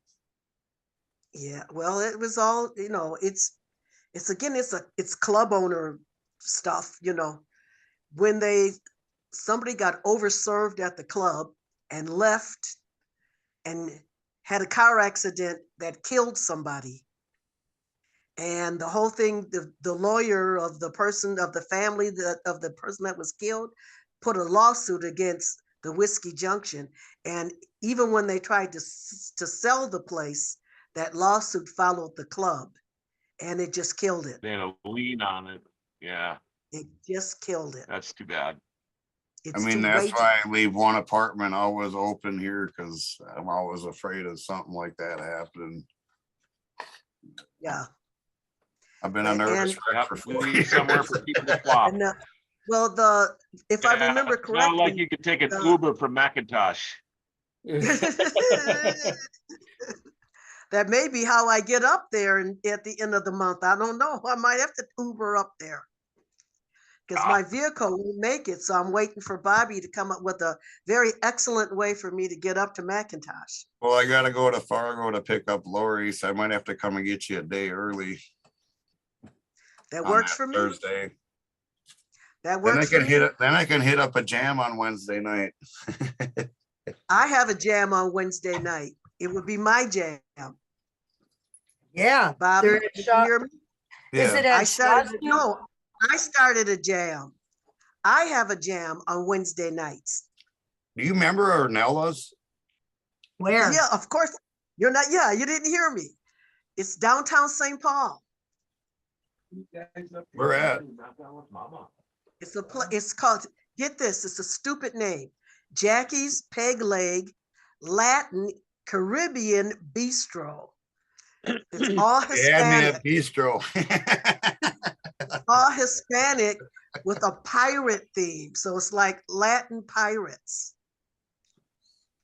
But That's on Wednesday, they do salsa and all that stuff. But Wednesday nights, we're attempting to turn it into a blues club on Wednesday nights. Oh, Well, I'll have to definitely come there then, I guess. And absolutely, I remember Arnella's. I I ran a jam there. No, listen, I was just trying to think of where I met you the first time. It was either there or like the Poodle Club, and which ain't, It was the Poodle. because that club was there so long. My grandpa played in there back in the day. I'm pretty sure it was at the Poodle with Bob Scoggin.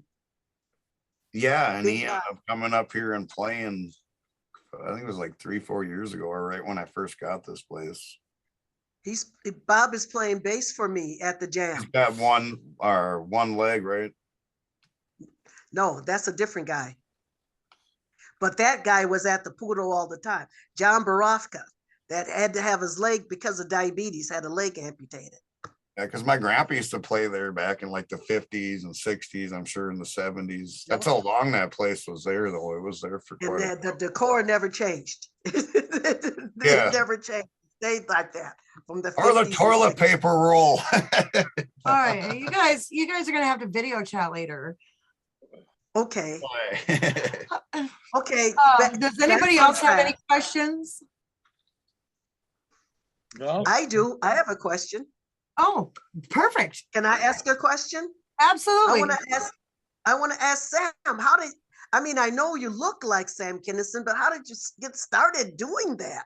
It just seems like just right off the top, you just looked in the mirror and said, I ain't look like Sam Kinison. How did you get started? yeah. Back in 1998, I was beautiful, ain't it? My neighbor's talking to me. Like in 1998, I used to have long hair, beard, and I went to Florida, so I figured I'd shave my beard off. It's gonna be hot. So when we walked into Disney, I bought a beret. I didn't even know. I just put it on, and everybody starts yelling at me, screaming at me, and people are asking me if I've been on the Howard Stern show, and I'm like, no, why? And they're saying you look like Sam Kinison. So me and my brother-in-law went into the bathroom, and I'm looking. I go, dude, it's pretty crazy. I says, I do look like Sam. So then right there it started everything. I bought his CDs, DVD, whatever I had to buy, watch them, do what I did. That first time I went on stage, it was great. Second time I failed and I walked off, said I'll never do it again. Then people talked me into doing it because they said, dude, you got 50% there. You know what I mean? You look like them. Just What the start hell? studying more. So what I And you're did, gonna fail. yeah, instead of Yeah, going to the comedy clubs, I start going to biker bars and stuff and the strip clubs, and people are like screaming. They see me going, "Oh man, Sam Kinison's in the house," and I felt more comfortable going on stage then than I did a comedy club. I only did a few comedy clubs, but yeah, I loved it. I loved the like people like throwing glasses and bands playing, and I sang with bands, and yeah, my funniest singing with the band is I went to a VFW club, and there was like it was packed. So the band is playing this old like 30 music or 40 music and stuff. So when the band took a break, I says, "Hey, how about you now play Wild Thing?" They said, "Dude, let's try it." So I went on the stage and I started screaming Wild Thing, and everybody got up and left the VFW club. Everybody, I mean, the place emptied out. So I go, the guy That running happens every time I play. yeah, the guy running it comes up to me and says, "Can you come every night about this time? Because I can never get these assholes out of here." Don't spit that out on the computer. But, So That's Sam, all did you it have the was. coat and everything? Do you have his, because Everything. he was all about that big coat thing, walking, Everything. Did you have the whole routine? I did everything. I sang Wild Thing I sang Wild Thing all the time, and I own his guitar. If you watch the Wild Thing video, I own Sam's guitar. Here's me this was at a fundraiser for a judge. I wore his robe. Jesus. I don't know if you can see that or not. Fucking looks like him, man. He does. How did you get his guitar? Bill Kinnison sent it to me. So I was touched by that. I loved that. It was the best thing Really? I got. Best thing I Is ever Bill got. older or younger than Sam? He's older than Sam. He was Sam's manager. Okay. Oh, What the greatest guy you ever. can't get a better endorsement than that. This is me, one of my Man. TV shows.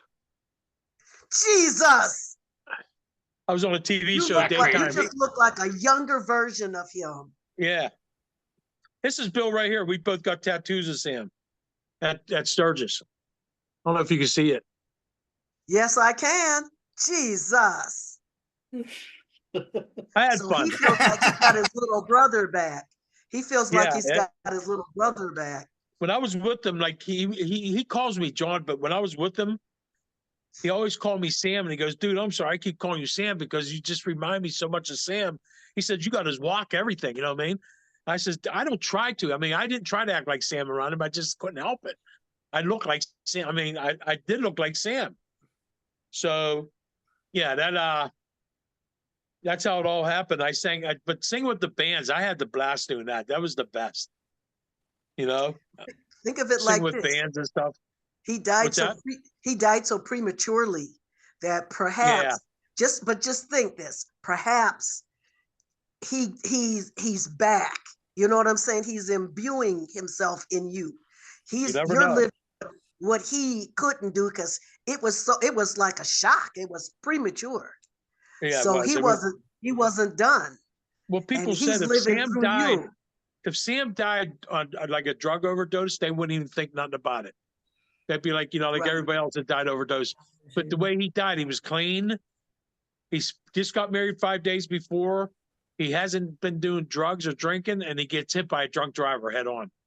It's just amazing. I mean, not amazing, but just a weird story. I mean, Ironic is what it was. And so Yeah. he wasn't done. And so, especially since you got the walk and everything. no, Let's just say- I'm like gold with bad knees. What's Well, funny is I Sean- lost over 100 pounds, and I actually, I mean, I'm about ready to jump on stage again. I really am. I might want to do You it should again. come and Save do it song. here. It'd be like a free vacation. 'Cause Really? you would have to pay Do it your. at the Blues Fest. Dude, I would love that. I really would. I would We'll love go to come fishing and see. though. I would love to come see you guys. I really do. I want to come one day. You watch. I'll show up. It's I not hope the No, free- Sam will show up. Yeah. This The is my tone of favorite your picture. voice, just the tone of your voice, the way you talk, you sound like him though, like naturally. That's my favorite picture You didn't have to try. Oh my God. with the two Oh, girls. him up and there. his strippers. That's gonna be for my birthday though. Bobby gave the okay. You can bring strippers up for my birthday. So Sean, you've been pretty quiet this whole interview. You got something to say? Oh, I'm just I would love hearing all these stories. I was gonna ask more about the reason why I was kind of on a Doug Maynard kick in the first place is because I think that's a a neat piece of time to be around. Like, when you guys were talking about doing the club thing in the 80s and 90s, I've seen a lot of the videos from that time period, and I was just like, whoa, what a time to be alive. I was just a little kid at that time, so I never got to experience that. It reminds me of, well, we were talking last week of some of the clubs that used to be over here in our area, where a lot of 50s and 60s singers would come and perform or whatever. And I never got to really see that either growing up because, I heard about it, but never got to really experience it. Now, as an adult, I've got to experience some things or whatever, but I just think it's just a great period of time, and I wish they did a lot more around here like they do at like Wilepski's and stuff, because I've heard of I gotta go Wilepski's, inside. but I've never been over there. Levski's when is you- awesome. Frankie, when you say over here, where is over here? Oh, Northern Minnesota. St. Paul. St. Paul, yeah, St. Paul. Because everybody You're in thinks St. Minnesota is Paul? St. Paul. No, I'm in Brooks. in St. Northern Paul? Minnesota. You're right there. He's here You're with right us. across. You're I'm right around squishing by your- me. I'm squishing your head right now. No, he's not. No, I'm in- He's about 10 miles from us. Yeah, I live in Brooks, which is like 10 Oh, miles sorry. from McIntosh, Northern Minnesota. Oh, from them. I thought you were from me. No, if I was from you, I'd probably in come St. over right Paul. now. We'd probably know each other then. Don't give him your personal number. That's right. That's right. He'll Oh, blow what up I'm- your phone all night with what I'm funny saying- little reels from TikTok. What I am saying is that Thanks for waking me up at 3 a.m. last I night. wish that there was more of that in my area, like there is in your area. Like it seems like a lot So of much people has don't have a changed, good honey. time. Oh yeah, I Yeah, mean, but so much has changed. So many clubs have closed, and a lot of it was way before COVID hit. yeah. But like when I a talked lot of about, it just. Yeah. when I asked about like Doug Maynard and you said your ex was a friend of his, did you have any stories? Quite a you good friend of remember? his. I mean, did you have any stories from your guys' friendship at all, or Well, being- I can tell you his Oh, that his name. death was unnecessary. Getting cool. Yeah, because he kind of he overdosed, right? Is that what? No, it was? it was There's my alcohol. beautiful wife. Alcohol. Okay, alcohol. It was alcohol. That's my beautiful Well, wife. Oh, hello, beautiful wife. She don't like it. I do that to her, but What's I that? don't She give a looked like shit. she was used to Sam's you doing wife. it. Looks like She he's looked like robbing she the was cradle. used to it. She just got back Yeah, How from much vacation. money? John, how Oh. much money do you got? I was says he's broke, but he's not broke. He got lots. He's rich. He's rich. She was in So Florida she- for a week. He has cars. Well, I don't know. It could be an Well, old. you've seen that Chevy classic down car. side, I don't know. I've Those seen a things picture. aren't cheap. I've seen a picture of I Sam. hope you don't Shaw. mind me doing that. I don't know. I hope you don't mind me putting the cars behind me because I was going to do one every week, a different one every week. Well, Yeah, you but got a that's- different car every week. Yes. Yeah, I got the Volkswagens. I got my motorcycle. I got a couple cars. I got a few Good. cars. So Hey, are you a John. classic car collector? Well, I'm not a collector, but I had quite a few. I just sold I sold one of some of my fancy ones. Like, I don't know if you can see that one up on the wall here. Whoa. Yeah, I had that for 30 years. That was a first place winner in the custom car show. I sold it. Oh, yeah. Wish I What year kept it, was but that? 68 Chevelle. Yeah, yeah. Oh, who's the kid in the picture? My grandson. He's my 'Cause best he looks friend. like you. Poor kid. Maybe It says that too. It does. I thought maybe it was you as a kid. Yeah, well, No. I mean, if you look at the face, it's definitely Yeah, you the can definitely cheek. tell that he's Right related. in here. Yeah, Yeah. you Hey, Sam Rob Raymond. He's my buddy. Who? Oh, who Sam? What you know who John would have really liked was Max Lemke. Remember? Did you know him? Who? I knew Max real well. Max Lemke. He would Yeah, have I loved used to him. jam with He had more Max back in the day. Volkswagens than Volkswagen. He did. Oh, Yeah, really? He did. He So remember riding Tanya, around with him in that chopped pickup he had at Oh, Devil, yeah, or in Detroit Volkswagen Lakes on pickup. the 4th of July, riding in the back of that thing. I smoked many Yeah, joints. and in it that was fucker. chopped. It was like only the box was about Here's- 3 feet Here's my long. grandson. Yeah, it That's was me and my crazy. grandson. see? Told you he looks yeah. like you. I see, I got mom eyes. I can tell these things. Mom eyes. I can tell these things. I Well, love I him. suppose we should probably end the broadcast, I would say. I mean, we've been out here for over 2.5 hours already, so or close to it. So Well, I was I could just, sit here all night. I was literally just texting Jackie saying, you know what, you can stay as long as you want. Just let me know when you got a dip. So okay. I don't want, Yeah. you know, I'm sure. I think we've done enough. I think tonight. You time guys is it? been on longer than I You still expected. got 10 more minutes. What are you doing? Well, wanna hear that's what I you thought. It's in an got hour. more questions for her than ask her, I guess. No, don't I know. just wondered. I do have a question. I do have one more question. Yes. So to Sean, if your name is Sean, why do they call you Frankie?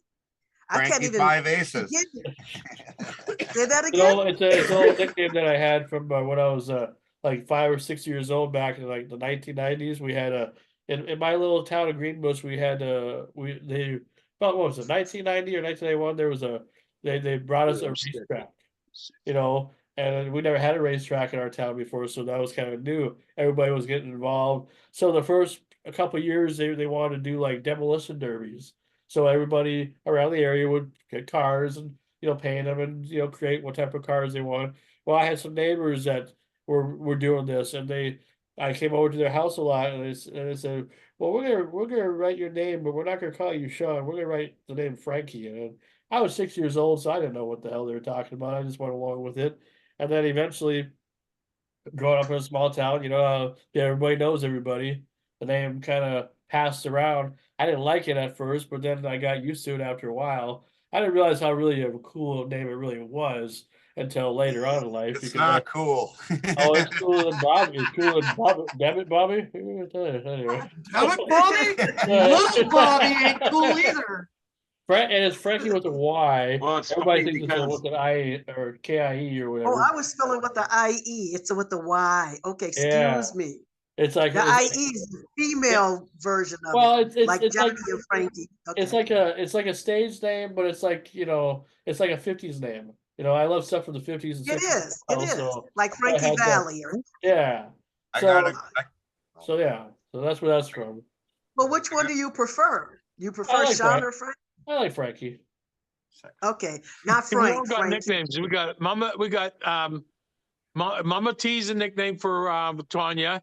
We got what's your name? Bobby. You got little Bobby, and then you got Frankie. I mean, come Yeah. on, that's it, Frankie. There's Frankie Cream right and there. Sam. Yeah, there you go. hey, Everybody's You gonna should- nickname you except I for answered. John. We should call you something like That is his Oh, nickname. wait, no, it's Laura. It's Laura. John. Do you have a name? I answer. What's your name, to John? John, Lady Johnny, J. Rob, Fuck you, Robbie, you're JR, Oh, Johnny RJ. Bob. Johnny John Bob. is my real name, and then you look, No, really, you his look at name your is screen and it's Laura. his stage name is That was- Laura. Yeah. Well, It keeps saying Laura. I was I told, gotta- I was told back in the day that I needed to change my name because back then, when radio was that huge, I mean, there is people, nut jobs would call you and it Oh, said hell you got to yeah. change your name. And so I went to my Yes. original name that I used for when I was going to college for radio and TV. I just I switched my middle and first name around and added an S is all I did. And then I went back to my real name until I got over here on Big FM. I mean, we were one of the most listened to stations in the country for a while. And they said, no, you got to change your name. And well, it's been that ever since. So the people that really know me know my real name. And there's a lot of people that I've known for a long time that have no clue what my real name is. But that's Because what you you want gotta it that do. way. And so I- Yeah. Yeah, Well, but is I'd it like Laura? to switch it back. I'd Is like his to switch real it name back and use Laura? my real name again, but Because it's his Yeah. wife's. yeah, just call me Laura. It's easier. Why?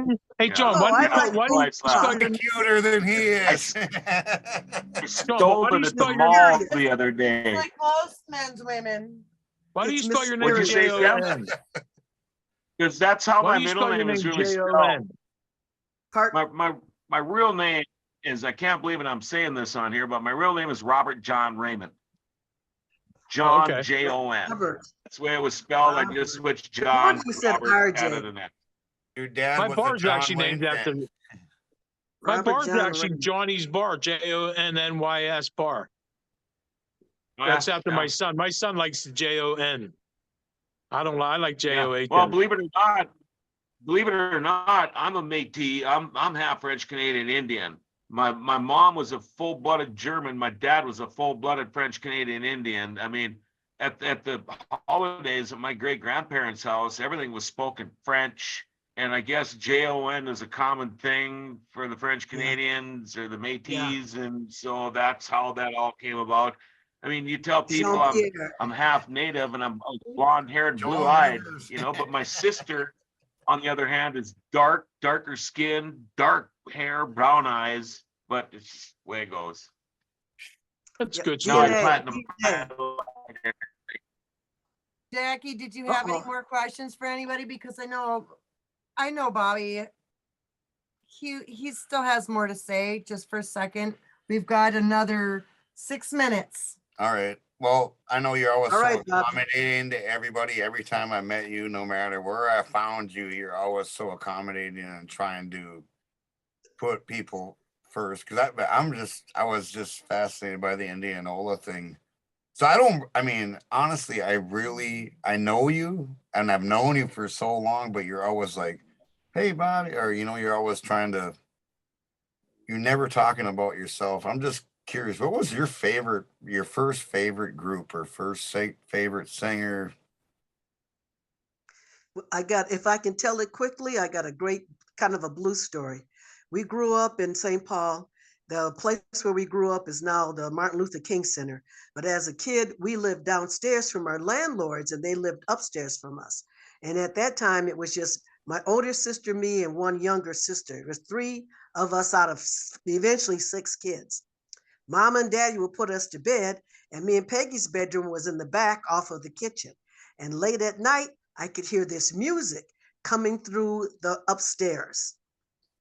And I would hear it while I'm going to sleep.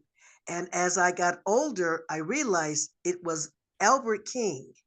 It was the blues coming from the ceiling down into our bedroom. And I could hear that whine, that sound, that, his guitar makes, how he plays that guitar. Everything Stevie Ray Vaughan ripped off, you mean? Exactly, all of that. So I think that's how the blues got in me. Because Mom and Daddy would leave us or go upstairs and party and drink with our upstairs neighbors. And as I got older, I found out that Flores Clarity, our landlord, was like a big, gigantic blues aficionado. He had blues records. This is I'm talking the early 60s, so there was no CDs.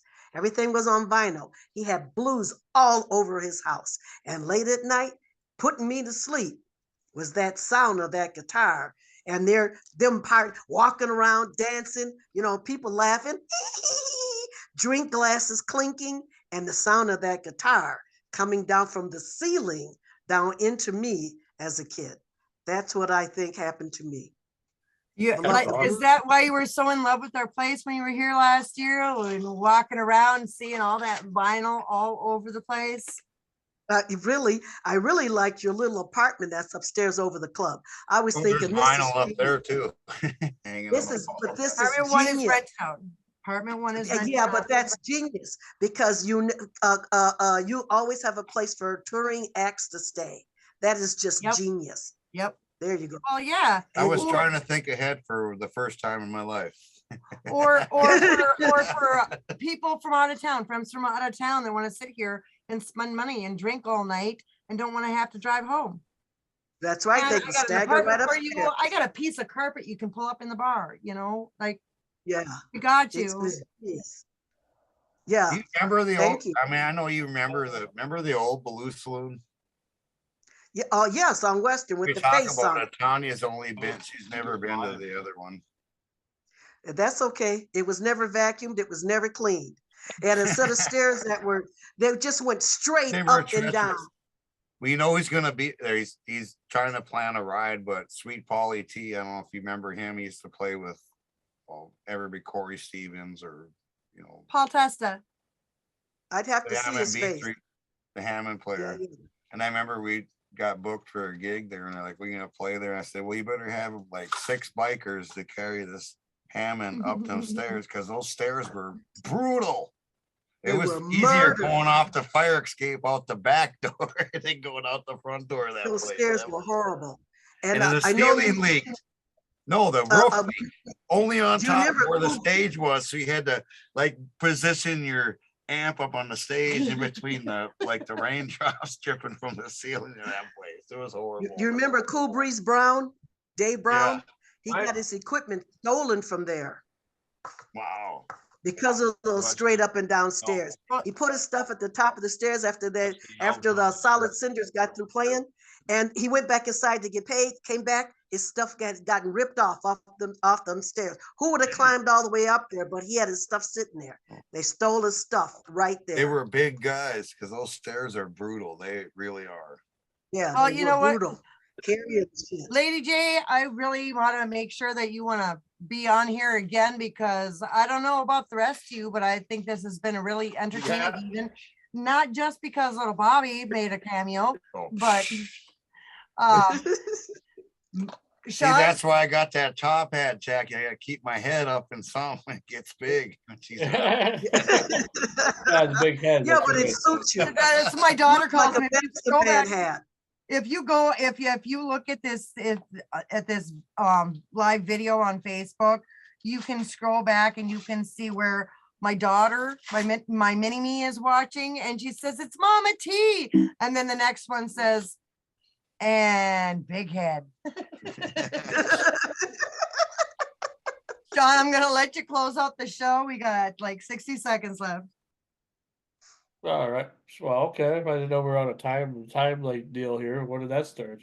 Well, you were just talking about how you thought we should end the yeah, show. but I mean, when, Anybody else when has did we any ever more close stories? out on time? I mean, I was just trying to see if everyone was done doing the interview. But if you had more Well- questions or whatever, but it's all good. We Yeah, we've if been anybody going long else enough. has questions or stories, let's go for it. If we all got time. I'm just kidding. We can close. You can- Yeah, I got things I gotta do. Hey, you'll see your friend at the end of the month. Remember, so be patient. She'll be there. And you can knock her ear off or whatever. That is not a virtue I have, sir. Yeah. Should know Well, that by anyway, now. I'm I'll just see you gonna in a say, few weeks, Jackie, man. I love you. I'll I'm come and just pick you gonna up. say- Love you I'll figure it out. Love you, Mama T. Nice next- meeting you. yes, nice Robert meeting you. John Raymond. Exactly. Freeman And- Sam, See ya. Next and week Bye-bye. we'll be live from Frankie Grand Forks, Sean. Texas. That's right. Sean that's right. Frankie. Next week we'll be Nice live meeting from you, fellas. John's place in Grand Forks. So tune in for I'll that. be there one day. All right. We'll see you guys All next right. week for another great edition of Renegade Radio. Yeah. Bye, everybody. Thank you.